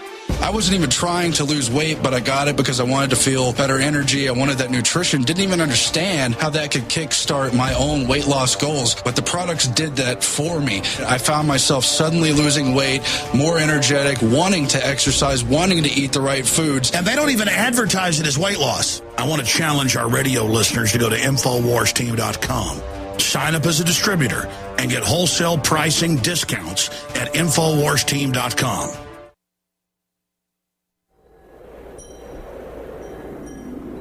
Hello, this is Rosemary Ellen Guiley, and you're listening to the Paracast, the gold standard of paranormal radio.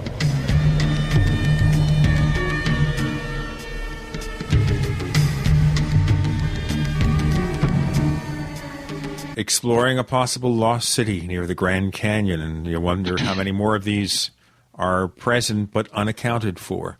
Gary, proceed. Sure. He went down this main chamber, and he went into the chamber, and there were another number of other tunnels that came off like spokes on a wheel, he called it. So this was a huge complex.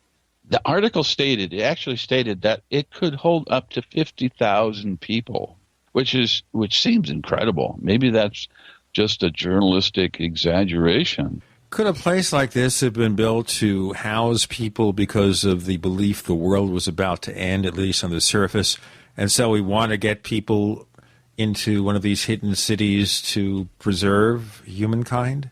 Well, it's hard to say because this was, he found this in 1909, and the idea of the whole world ending wasn't real prevalent. I mean, there were a few... Well, there've always been rumors the world's going to end. I mean, you go back every 10, 20 years or something, there's another set of rumors that something's going to happen, a great worldwide cataclysm. Certainly all the paranoia during the 1950s about nuclear weapons was one reason, but even when we had Y2K, it was thought, well, Y2K, now the world's going to end because the bit doesn't turn over to the year 2000.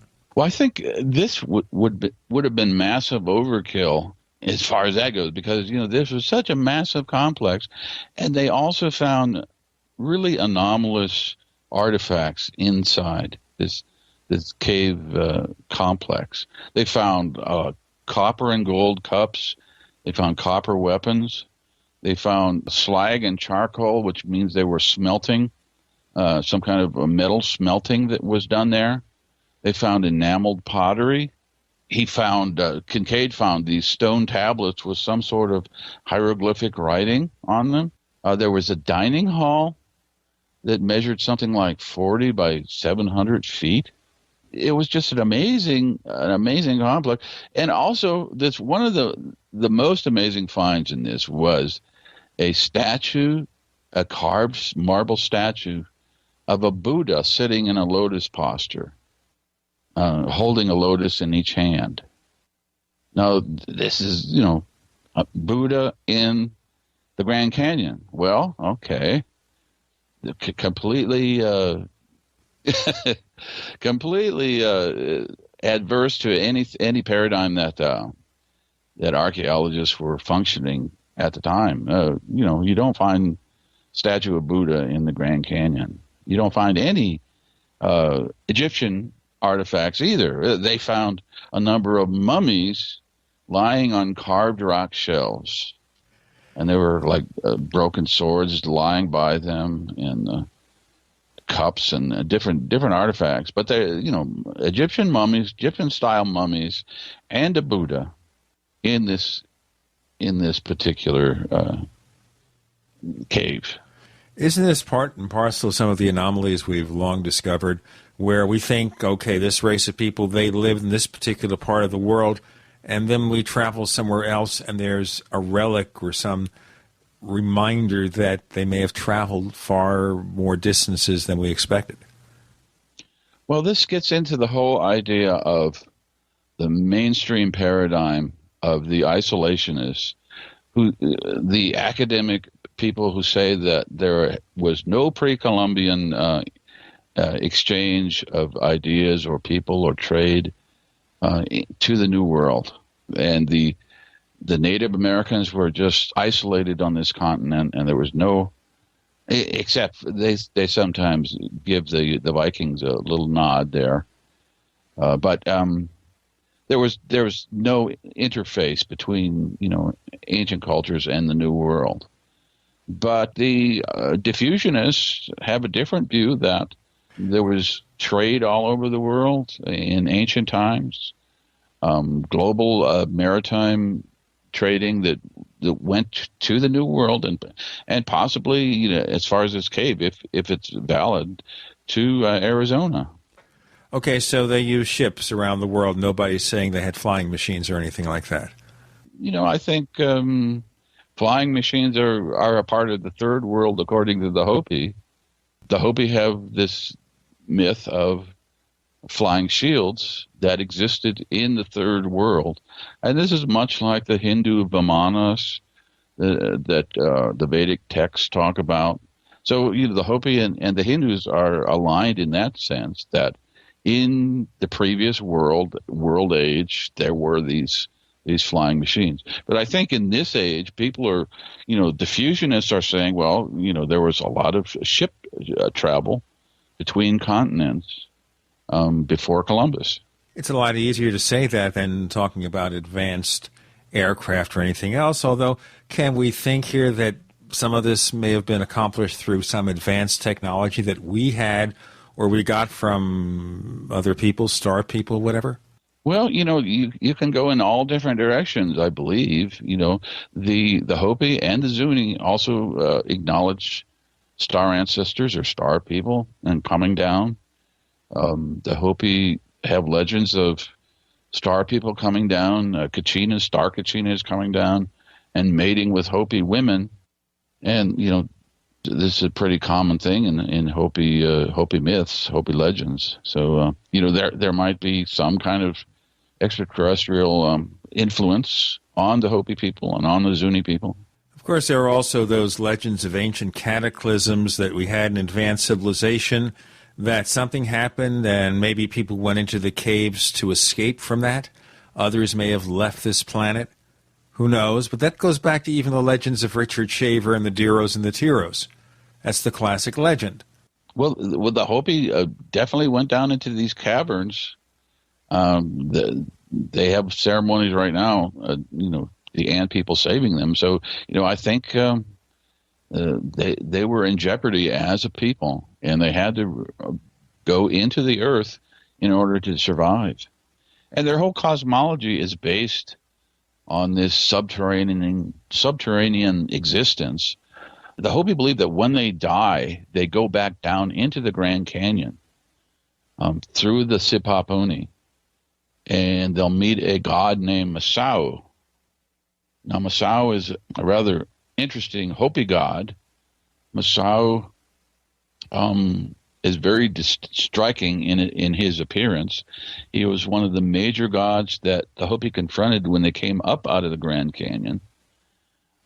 He is very tall. He has large, round eyes. He has a round mouth. He has a bulbous head, very large, bulbous head that has a texture of a summer squash, so it's rather bumpy. He has very long arms and feet, and his skin is gray. Okay. Oh boy, gray again. So this looks a lot like the tall grays that we're used to seeing. He's probably a tall gray rather than one of the shorter grays.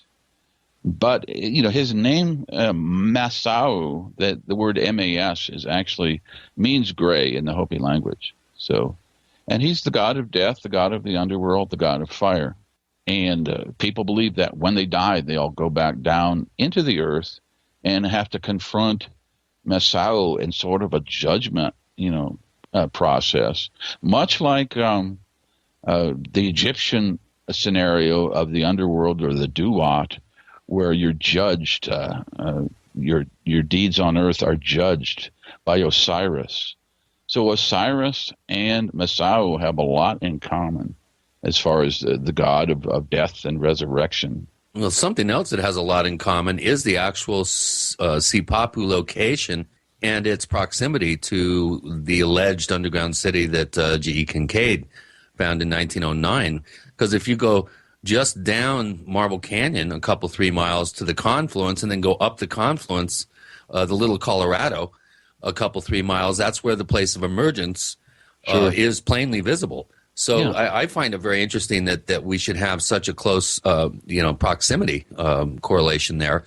And it's the area between these two locations on top of the rim that you found evidence of this mile by 3/4 mile, perfect rectangle that appeared to have other parallel lines running from it. And, getting back to the original story of our trip, that this is what alerted you that there may be something worthy of investigation there. And you contacted me and David Hatcher Childress, and I'll let you pick it up from there. But before we do that, we're going to have to break for a moment. Then we're going to want to learn more about that. And whether, I'm curious, have there been any new developments since that trip was taken? We have Gary David joining Gene and Chris. You're in the Paracast.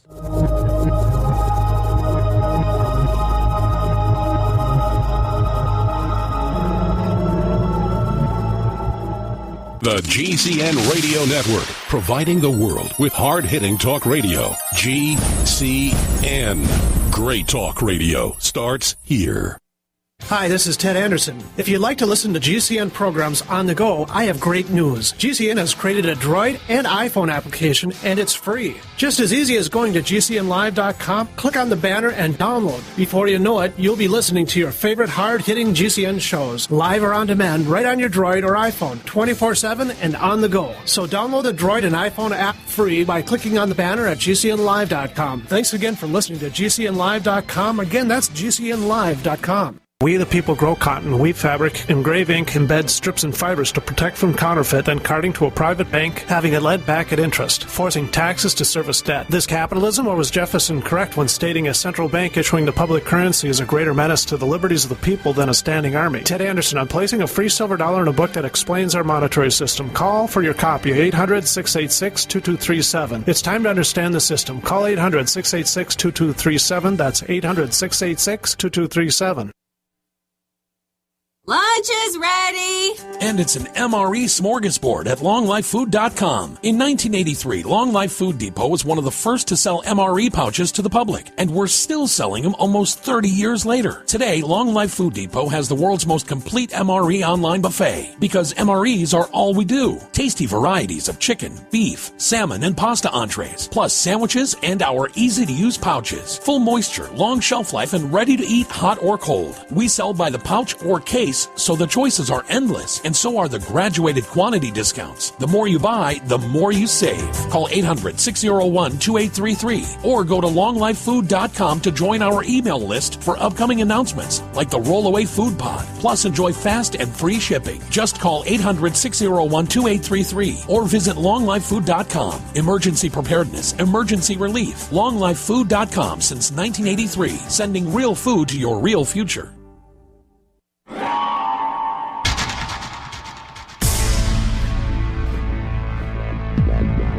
Welcome back to the Paracast, the gold standard of paranormal radio. And now, here's Gene Steinberg. Gary David joining Gene and Chris. We're talking about that very unusual discovery of a possible lost city. Has there been anything new since the original trip to learn more about this? Well, we went out there partly because of this giant rectangle, and also I had seen some other anomalies that looked like ruins or perhaps kivas on the rim. And come to find out, we couldn't get out to this area that I also saw that had the ruins. So maybe that's to do in the next trip out there. But a very stunning discovery that apparently has been around since the spring, and we didn't know about it when we were out there. We were out there for about 4 days, Chris? Yeah, it was the second week of May, I believe. Yeah, and it apparently this whole thing about the Grand Canyon Escalade. There's a company in Scottsdale that is trying to put in a huge complex right at the confluence, the place where the Little Colorado flows into the Colorado River. And they want to build a tramway down into the Grand Canyon, and they want to build a walkway along the Colorado River. They want to build a restaurant down in the Grand Canyon, and they want to build museums and a whole tourist kind of complex. Well, a casino too on top at the rim. Casinos, yeah, and just a hotel up there. So this is so close to this most sacred spot in Hopi and Zuni culture, the Sipapu, that it's just unthinkable that this is as sacred to the Hopi and the Zuni as Mecca is to the Muslims and Jerusalem is to the Hebrews. So it's just unthinkable that the Navajo, in coordination with these companies from Scottsdale, is trying to push this money-making scheme that will devastate the whole area. I guess if money is to be made, somebody out there, some developer will say, let's find a way to do it. Let's find a way to exploit this. Yeah, and the people who are doing it, they have rather sleazy motives. One of the guys that's trying to push it through, his son is connected with strip clubs in Scottsdale, and they're connected with the Grand Canyon walkway at the other end of the canyon. So, and they're also connected with the Snow Bowl, putting sewage on, making snow from sewage water. I mean, it's all connected. This group that's trying to push this through. And we should probably note as well that this area is under the control and dominion of the Navajo people, who are relative newcomers to North America. They arrived here about 100 years before the Spanish. They have political control and dominion over this area that is sacred to the Hopi and Zuni, who are being left out of the equation, who don't have any sort of political clout in the Grand Canyon confluence area there. Yeah, there is a bit of discrepancy between where the boundary actually is. the Navajos say that they own that side, the eastern side of Marble Canyon. And, Grand Canyon National Park tends to say that, well, no, we own up to the rim. So, there's a bit of discrepancy between the park and the Navajo Nation about where the boundary actually is. And like you say, the Navajo have not been here as long as the Hopi or Zuni in this region. But recently, just last night, I saw a video produced by a group in that area, a group of Navajos that are claiming that they also see this area as sacred. So some of the Navajos in that particular area do claim that this is sacred land according to their culture, which is a good sign that perhaps they will prevail rather than the Ben Shelley and the people, the company in Scottsdale. If it's Native American land, though, the U.S. government has no control over what they do with it, right? Well, that's right. Yeah, it's Navajo land. At least, the rim is the top up on top. Now, there's a dispute, whether they control down to the river or does their control stop at the rim, So I think, I'm surprised that Grand Canyon has not spoken up more about this particular project, because it would really change the whole tenor and the whole feel of the Grand Canyon, this remote area that you can hike down into. And the Hopi have, for centuries, they have made migrations to this area, to the Sipapuni, and to the salt caves, which are also down there. And they gathered ritualistic salt that they brought up and took back to the Hopi mesas. And this was kind of a ritual annual migration that the Hopi would make to this specific area. And a pilgrimage, not so much a migration. Yeah.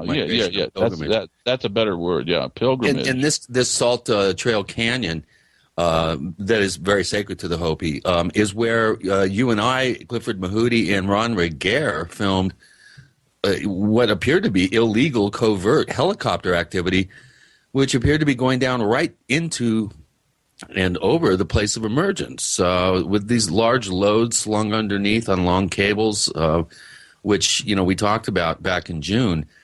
But come to find out then, as we finished up our trip and went home, Gary found out about this Grand Canyon Escalade project, and all of a sudden everything kind of came clearly into focus. I think Clifford Mahooty came up with the most astute observation. He's saying, yeah, they're going to build this casino on top of the rim, and if you have a special, if you're one of the mucky mucks with a special pass key, you can take the elevator down to where the real action is in the underground city that they're probably refurbishing with pedophile rooms and who knows what else. Oh, that's getting pretty crazy. But Chris, the question I'll have to ask you or Gary is: there's basically, if they own the land, the Navajo, the Hopi has no claim to it. There's no legal way they can contact the authorities to say, look, you can't do this. Or maybe the train has already left the station. It's already being done, and next year it'll be opened up. What's going on? Well, that's a good question. Clifford said that there has to be some sort of environmental impact study done, and there has to be a cultural impact study done, which is fairly routine for large development projects on reservations. And there is some question that the Navajo may not have the right to violate another tribe's, or in this case, pretty much all the other Pueblo Indian peoples, their sacred site. Now, remember the Dene, the Apache and Navajo, again, are recent newcomers to this area. So they don't hold the area, I think, as sacred as the Hopi and Zuni and other Pueblo tribes do. And I think there may be some sort of legal recourse that the Hopi and Zuni may have to at least demand that certain studies are done or feasibility assessments are done from a cultural and an environmental point of view. There is the issue of water in the Little Colorado. Where are they going to get the water to to allow this huge facility to be built and maintained. They initially proposed a small airport to be built there, which was struck down. But it seems like this is almost a slam dunk thing for these developers. A memorandum of understanding has already been filed up, a legal document signed by the head of the Navajo Nation, Ben Shelley. So it does appear, and correct me if I'm wrong, Gary, that this whole thing appears to be going full speed ahead. Well, yeah, unless the Grand Canyon National Park can somehow get involved. We can go into the complexities of the legal ramifications, how that development might be stopped, or has the ship sailed, the train left the station. We'll get into that in a moment. We have Gary David with Gene and Chris in the Paracast.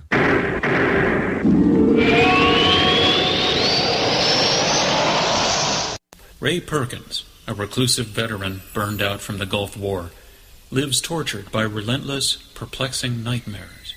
Nightmares of a horrific battle in deep space and of a mysterious woman suffering in agony for her devastated world. A woman not yet born, calling across centuries to him. Then, a coincidence leads him to his destiny, his chance to alter the universe. Attack of the Rockoids. The former fiction editor for Star Wars and Indiana Jones, Robert Simpson, writes, "The soul of the novel Attack of the Rockoids lies in its heart and passion for building a convincing tale of a love that spans the galaxy. A thrilling story. Attack of the Rockoids is available now. Read a sample chapter and get a special discount off of the cover price at our website, rockoids.com. That's ROCKOIDS.com. Attack of the Rockoids, a novel in the grand science fiction tradition. Quantitative easing, unemployment at depression levels, Europe financial system falling apart, China getting out of U.S. treasuries. At the end of 2008, the time of TARP, the national debt was at $11 trillion, gold trading around $850 per ounce. Close to 2012, the national debt exceeded $16.4 trillion, gold doubled to $1,600 per ounce. The $20 trillion threshold for the national debt is inevitable. Politicians in Washington have a ferocious appetite for spending and stimulus. What's worse, a printing press to finance. 100 years ago, we had a gold standard to limit this madness, but now you have to adopt your own gold standard. Don't be fooled with paper promises. Get Midas Resources 10 Reasons to Buy Gold free by calling 800-686-2237. Understanding the gold and silver market may be the only insurance you could have to avoiding the next economic crisis. Call 1-800-686-2237 and order your free copy. Again, that's 800-686-2237. Iodine protection packs from hempusa.org are now in stock for immediate delivery worldwide. Our iodine protection packs include microplant powder, green life kelp, red palm oil, and our clear roll-on iodine that will feed the body the iodine it needs. All iodine protection packs are in stock, save you money, and ship for free in all 50 states. Visit hempusa.org or call 908-691-2608 today. HempUSA.org has a revolutionary wonder food for detoxing the body and rebuilding the immune system. Microplant powder can help unclog arteries and soften heart valves while removing heavy metals, virus, fungus, bacteria, and parasites. Plus, it cleans and purifies the blood, lungs, stomach, and colon. Keep your body clean with Microplant powder. Visit us at HempUSA.org or call 908-691-2608 today. Fight back this cold and flu season with the world's best garlic extract, Ali C. Why Ali C? Because it helps your body fight viruses, bacteria, and fungi. Ali C has been scientifically proven in double-blind studies using low doses to greatly reduce the number, severity, and duration of common colds. Ali C contains 300 milligrams of stabilized allicin, the active ingredient in crushed garlic. Studies show Ali C is effective against MRSA, bacterial, fungal, and viral infections. One tablet of Ali C has the equivalent of 40 cloves of garlic. Ali C supports your body's resistance to all types of conditions and can help lower high blood pressure and high cholesterol. So boost your body's resistance to infection with nature's best garlic extract, Ali C. For more information and to order Ali C, call 877-888-7126 or go to garlichealthproducts.com. That's 1-877-888-7126 or go to garlichealthproducts.com for your Ali C today. We'd like to hear from you. If you have a comment or question about the Paracast, send it to news@theparacast.com. That's news@theparacast.com. And don't forget to visit our famous Paracast community forums at forum.theparacast.com. The endless fight to keep developers from possibly impacting or destroying sacred land. Now, I gather there is a Bureau of Indian Affairs, which is controlled by the U.S. Department of the Interior, which works with various Native American-related issues.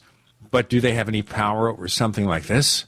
Well, I think the BIA would probably go full speed on this project and give it the go. They traditionally have not supported Native American interests. I've been on Pine Ridge Reservation. I taught there in the 80s. And, it's the same story. The BIA tries to push these huge economic projects that destroy sacred sites and go against the wishes of the spiritual elders of the particular villages and communities. So, is that the politicians who receive the most campaign contributions from the right people to do this?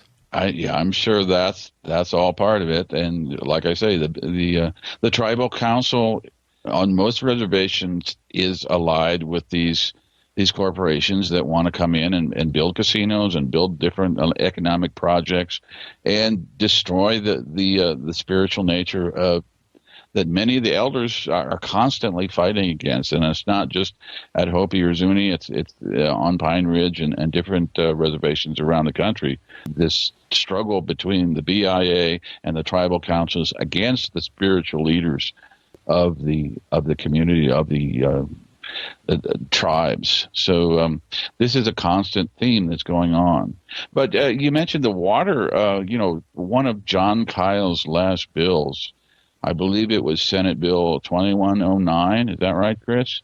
Which was actually a reintroduction of an old bill that was shot down. Yeah, it would have waived all the rights that the Navajo and the Hopi and the Zuni have of the Little Colorado and the Colorado River. That would have taken all their water rights away in exchange for a few communities on the reservation getting piped water into their communities. Luckily, this bill kind of died, but I think it was all part of this whole complex. The water bill and this particular Grand Canyon Escalade. I think it's part of the whole conspiracy to usurp the Native people's religious lands and destroy any religious value that the Navajo and the Hopi and the Zuni have for these places. Is this all about profits? No, it's always all about profits, We don't have to worry about John Kyle anymore because he didn't run. We have a Flake to worry about now. I don't know about Jeff Flake. We'll have to argue that. This is becoming a political discussion here, whether the politicians can do something. And if there is a lost city down there with all sorts of interesting evidence, whether the actions of a few politicians and maybe the wrong officials could destroy all that legacy before we find out what's really going on. This is a constant struggle, and it's symptomatic of the end of the fourth world, according to the Hopi. I have a Hopi friend that, I ask him, well, when is the fourth world going to end? And he says, well, probably in my lifetime, and he's in his 50s now. The ceremonial cycle will just cease to exist because it's just too hard, too much of a struggle to keep these ceremonies going. And all of these sacred lands are being destroyed. This is all part of the scenario that the fourth world, in a grand scale, in a cosmic sense, is grinding to an end. the new age is going to come in, but we have this rough period, this birthing period, where a lot of these Earth devastation and environmental disasters keep hitting us day after day. We read it in the news, just one after another, one disaster after another. But don't we live also in a society where a lot of politicians are totally anti-science, anti the environment? They don't believe in man-made global warming or any global warming. They believe the Earth was built 6,000 years ago. They don't believe in what used to be considered normal scientific evidence. So why should you expect them to want to do anything about protecting these native lands? Well, sure. That's part of the rapture crowd that thinks that they're just going to be raptured into heaven, and the rest of the earth is going to be left in a state of chaos and warfare. Unfortunately, a lot of politicians have this radical view of Christianity, and as far as the environment goes, they could care less about what happens to the earth because they'll be safe in heaven. And this is a dire sign. When Bill Nye the Science Guy has to step in and say, well, you really should teach evolution to your kids because we won't have a competing science, a body of scientists competing with the rest of the world. I mean, we're getting so illogical in the way some of the politicians, at least, have taken on this right-wing Christian evangelical outlook on life. And it's really frightening to think that people could be that irrational. Well, you wonder why they come up with those beliefs. Is it partly because of frustrations about the fact that things today are so difficult in coping with our society and the economy and all the stuff that's going on, that maybe it's just better to pretend it doesn't exist? The environmental movement started in, I was a high school senior during the first Earth Day. And we had a lot of hope that this was going to be a positive force that would clean up the Earth. I grew up in a suburb of Cleveland, and at that time, the Cuyahoga River was catching on fire periodically because of all the pollutants. And we thought this environmental movement would be an anodyne for that sort of destruction and pollution. But we had a backlash in the 80s, and now environmentalism is seen as a dirty word. It's frightening the way some people have become so anti-science. I don't think I don't think Al Gore did us any good because he politicized the whole issue of climate change, and those on the right just naturally attack anything dealing with global warming or climate change because they don't like the Democrats or Al Gore. So, it's gotten really messy, the whole situation. And, scientists are just shaking their heads because, 99% of them agree that global warming is human caused, and that a lot of these politicians are just simply ignorant of the facts. Just look at the facts. Yes, sir. Just the facts. We'll have more of those facts in a moment. We have Gary David with Gene and Chris. You're in the Paracast.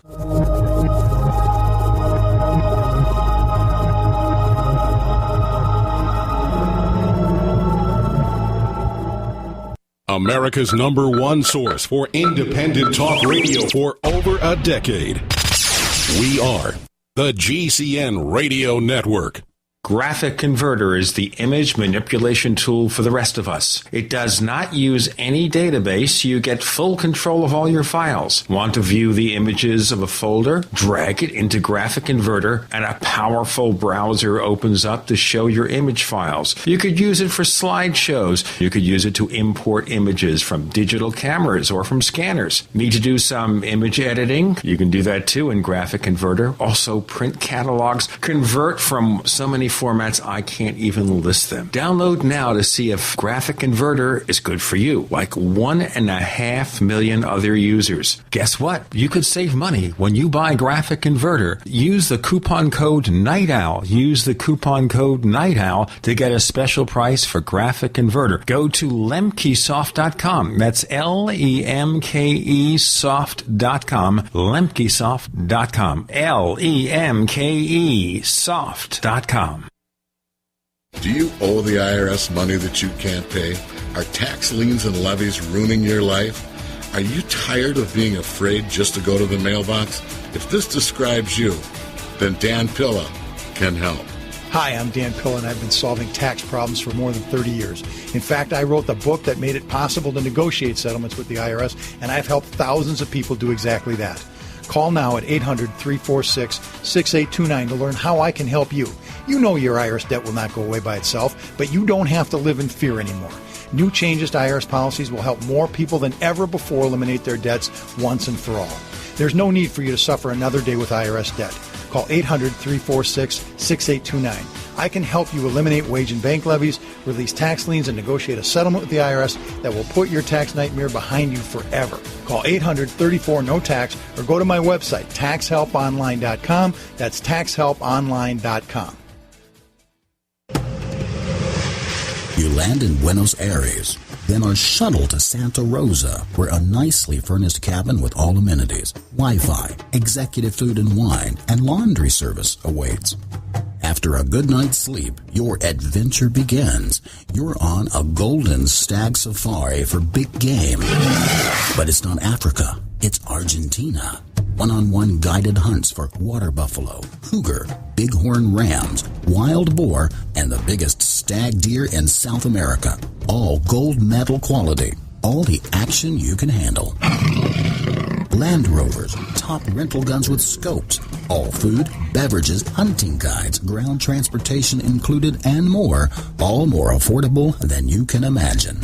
The adventure of a lifetime starts at goldenstagsafaris.com. The big game hunting ranch. goldenstagsafaris.com.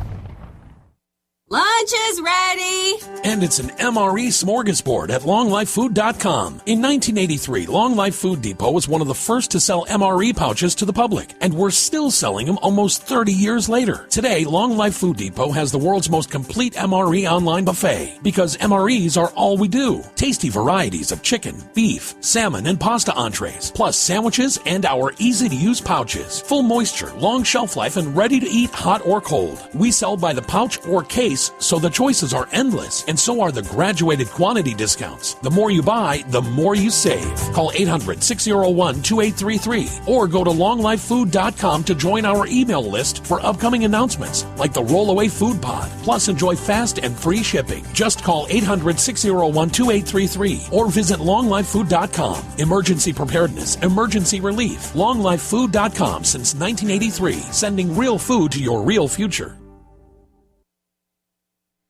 Hello, this is John Burroughs, one of the witnesses to the Rendlesham UFO incident. You're listening to the Paracast, the gold standard of paranormal radio.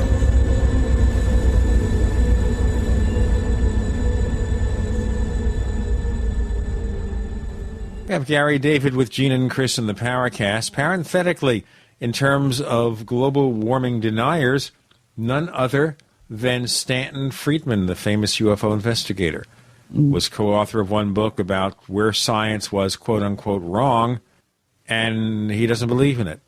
Well, he's going against a vast majority of the scientists out there that are using greatly improved climate models. You know, the climate models weren't that great 20 years ago, but now they've become much more refined. And you just look at the warming of the Arctic Ocean. pretty soon we're going to have, in the summertime, we're going to have be able to just sail on the Arctic Ocean and give tours on the boat tour, cruises, cruise lines on the Arctic Ocean. Oh, I hate to be a polar bear. Well, just think this way. If you live in New York City or in New Jersey and you suffered from the misery of Hurricane Sandy, you have to wonder, how can you say something isn't going on? You could say, well, maybe it's not fully man-made, but we've got a crazy cycle going on here that's causing lots of trouble, lots of misery for people. Yeah, I'm not saying that it's totally human caused, but a lot of the greenhouse gases we're throwing more into the atmosphere all the time. Well, and also the sun appears to be heating up. Yeah, the solar cycles are getting kind of crazy, and I guess next year, 2013, will be the solar maximum. Well, that's assuming, of course, we survive, and when the world doesn't end 2 weeks from now. Yeah. Okay, we have to think about that. But Sure. When we look at stuff that you're doing, and you have the new book, Star Shrines and Earthworks in the Desert Southwest, and you have these 4 books that you've written, and you look at this, and you're just one researcher of many researchers who've done this kind of research. But what about mainstream science? When they look at the work that people like you do they say, oh, he's not a real scientist? What do they say? Well, I'm not a scientist. I don't claim to be a scientist. I never have. I don't even claim to be an archaeologist. I don't have a degree in archaeology or anything like that. I'm a writer who's interested in the Hopi culture and in archaeology and in archaeoastronomy. But I don't make any claims to be totally scientific. That's not the type of writing I do. If people are looking for hard science, they should probably look elsewhere. You're a popular writer who writes stuff for regular people to acquaint them with a lot of different mysteries and evidence. And you hope that scientists will pick up on what you do and say, you know what, we should research this too. Well, yeah, I'm not looking for that particular audience even, Gene.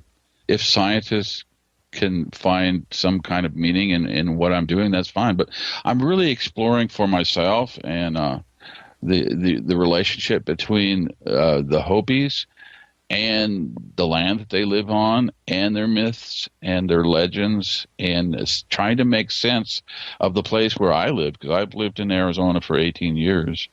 And I try to make sense of the place that I'm living in. And this is one of the ways I've done that.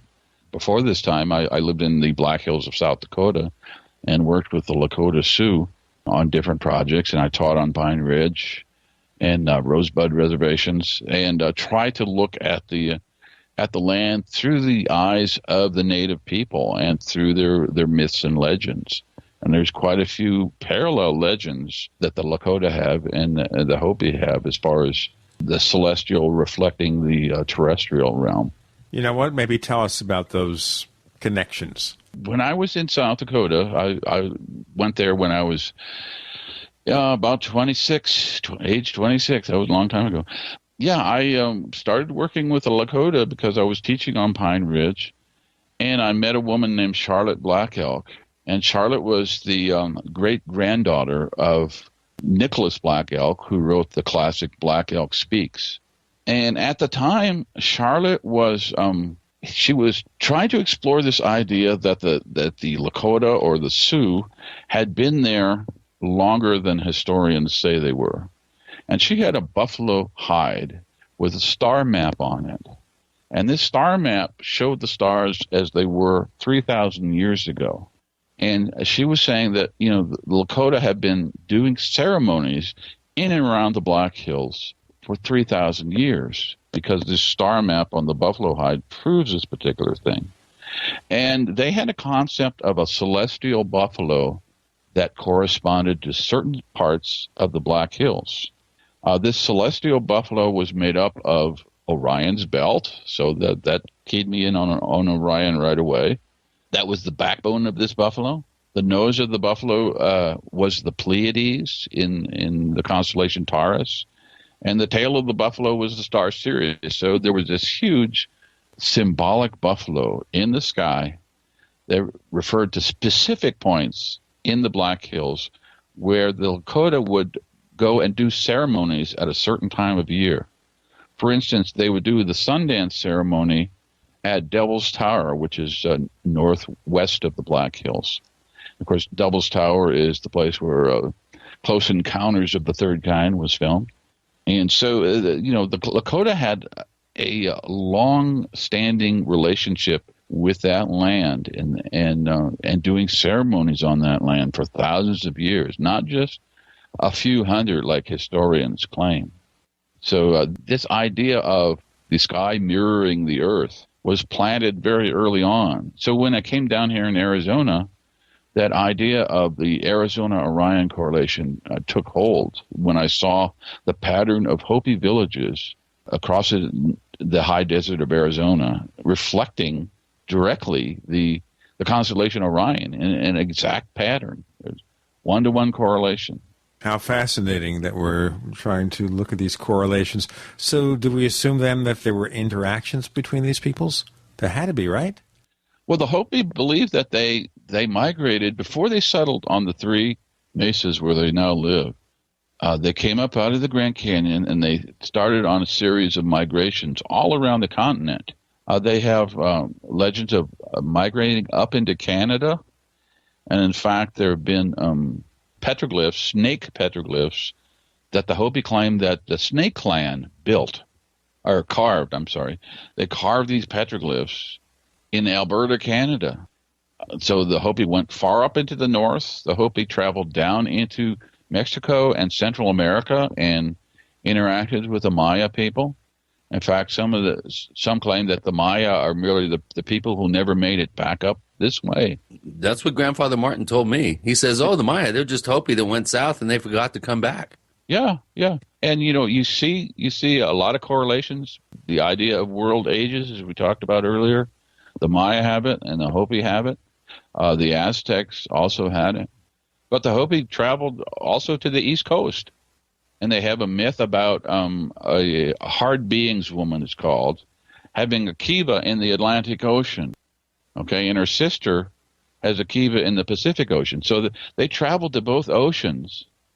And there's some say that the Hopi Snake Clan built Serpent Mound in southern Ohio. So the Hopi went all over.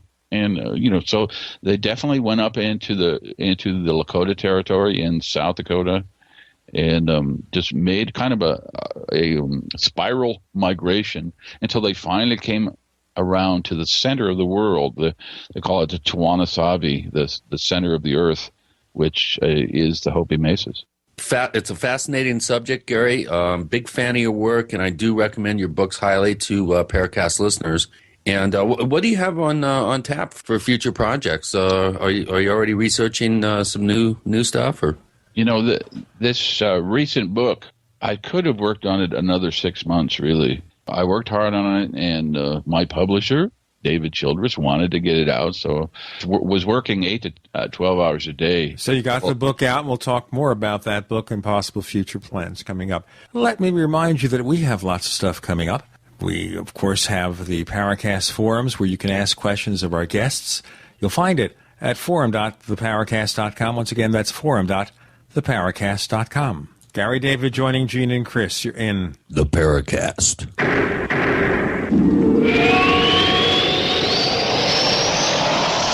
Are you tired of searching for great talk radio? Something more important. Search no more.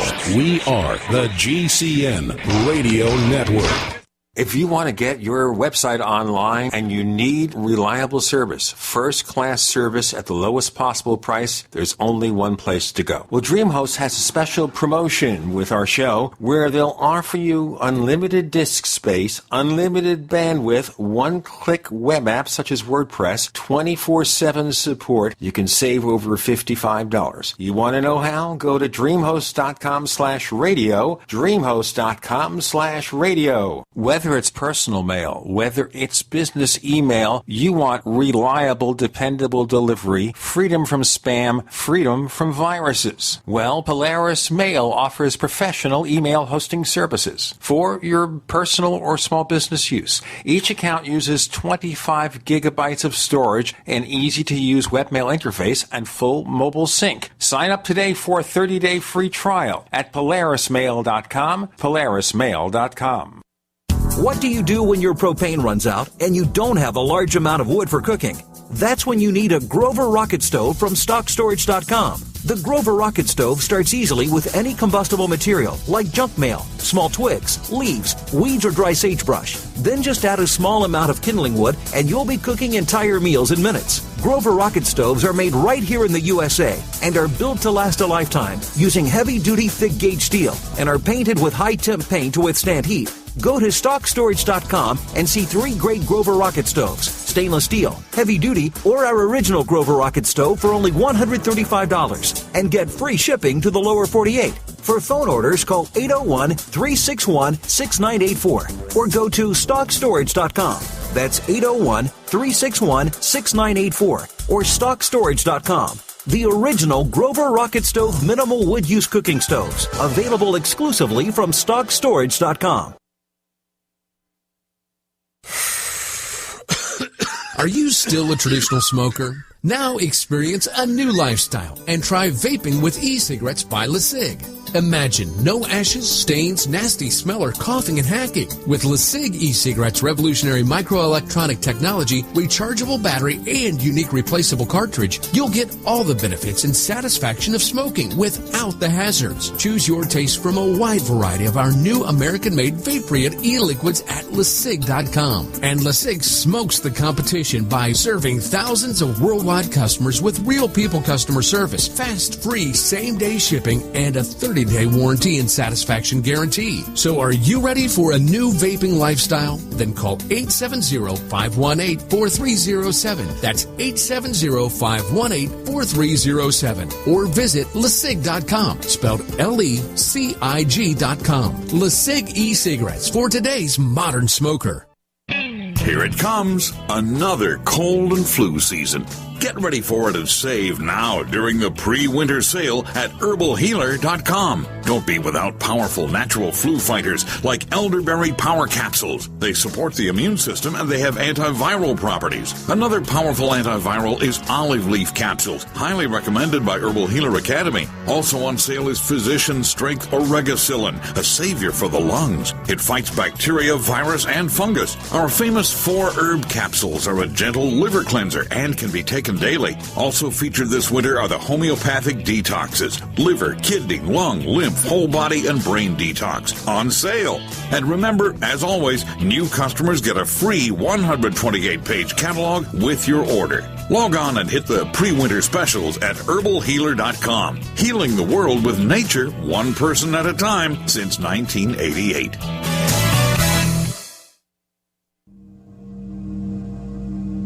This is Leslie Kane, and I'm with the Coalition for Freedom of Information, and you are listening to the Paracast. With Gary David and Gene and Chris here in the Paracast. Gary, you were saying that you got the book out a few months maybe earlier than you might have wanted to do it. So what material is there not present in the book that maybe you could have included had you had 6 more months? Well, I could have refined what was already there. I did some research on genetic material, which is very difficult stuff. And basically in this most recent book, I have a theory that a certain genetic trait of albinism was carried across the ocean. The Hopi also have a myth of going across the ocean on reed rafts to escape a great flood. Okay, they came from Polynesia across the Pacific, and they went island hopping across the ocean and came to the western shore of America. And then they went up the Colorado River and populated the Colorado Plateau in Arizona. But I tried to verify this with genetics, and I think I have a link with albinism or albinos. There's a very high rate of albinos in the Hopi culture and also the Zuni culture. It's also a very high rate of albinos in Polynesia, much higher than the population at large. So I think there might be a genetic link that verifies this particular legend that the Hopi have. And there's some other genetic things that I won't get into, but I think the way we can prove these things now is through genetics. The migration processes can be verified. These legends, these ancient legends, can be verified with genetic variations over time. Is there reason to think that any of these peoples were descended from these other mysterious races somehow? Well, there's the concept of Lemuria, or the continent of Mu. And a guy named James Churchward had this theory that the people living on this ancient continent that was in the Pacific, they migrated to the west coast of America, and he called them the cliff dwellers in the Southwest. That's obviously the Anasazi, or what we call the Hizatsino. They were the last wave of these people that escaped this whole continent of Mu and traveled to the west coast. And to verify this, Edgar Casey also talks about some of his the readings that he did for people that past lives were in Lemuria, and they moved to the southwestern United States, to Arizona in particular. He mentions that in a couple different readings. So, Churchward and Casey both verify this eastward migration from the Pacific to the West Coast. And I tried to prove this genetically, and I just got started on this. There might be more work to be done on that. Well, the other thing here, what about Atlantis and these other ancient civilizations? Aren't there several of these? Well, there's so many books written about Atlantis. You don't really know what to believe. Was it on the South Pole, or was it the island of Thera in the Mediterranean? I'm really not sure. It's been found on every continent. Atlantis has been located on every continent in the world. So, I'm sure there was a huge global flood, a deluge, because so many cultures around the world have the similar flood myths. The Sumerians had it, and of course the Christian Bible talks about it, and a lot of Native American cultures talk about this huge flood that destroyed the world, basically. It's proven that the level of the oceans have risen something like 100 meters or so. It was once much lower, and a lot of cities were lost along the coastlines, for sure. But whether or not an actual continent sunk into the Atlantic or the Pacific, it's hard to say. Most scientists kind of disavow this notion of continents, falling to the bottom of the ocean. Isn't it, though, they don't want to admit we could possibly have had ancient civilizations that were as advanced as we are, so to speak, or more advanced?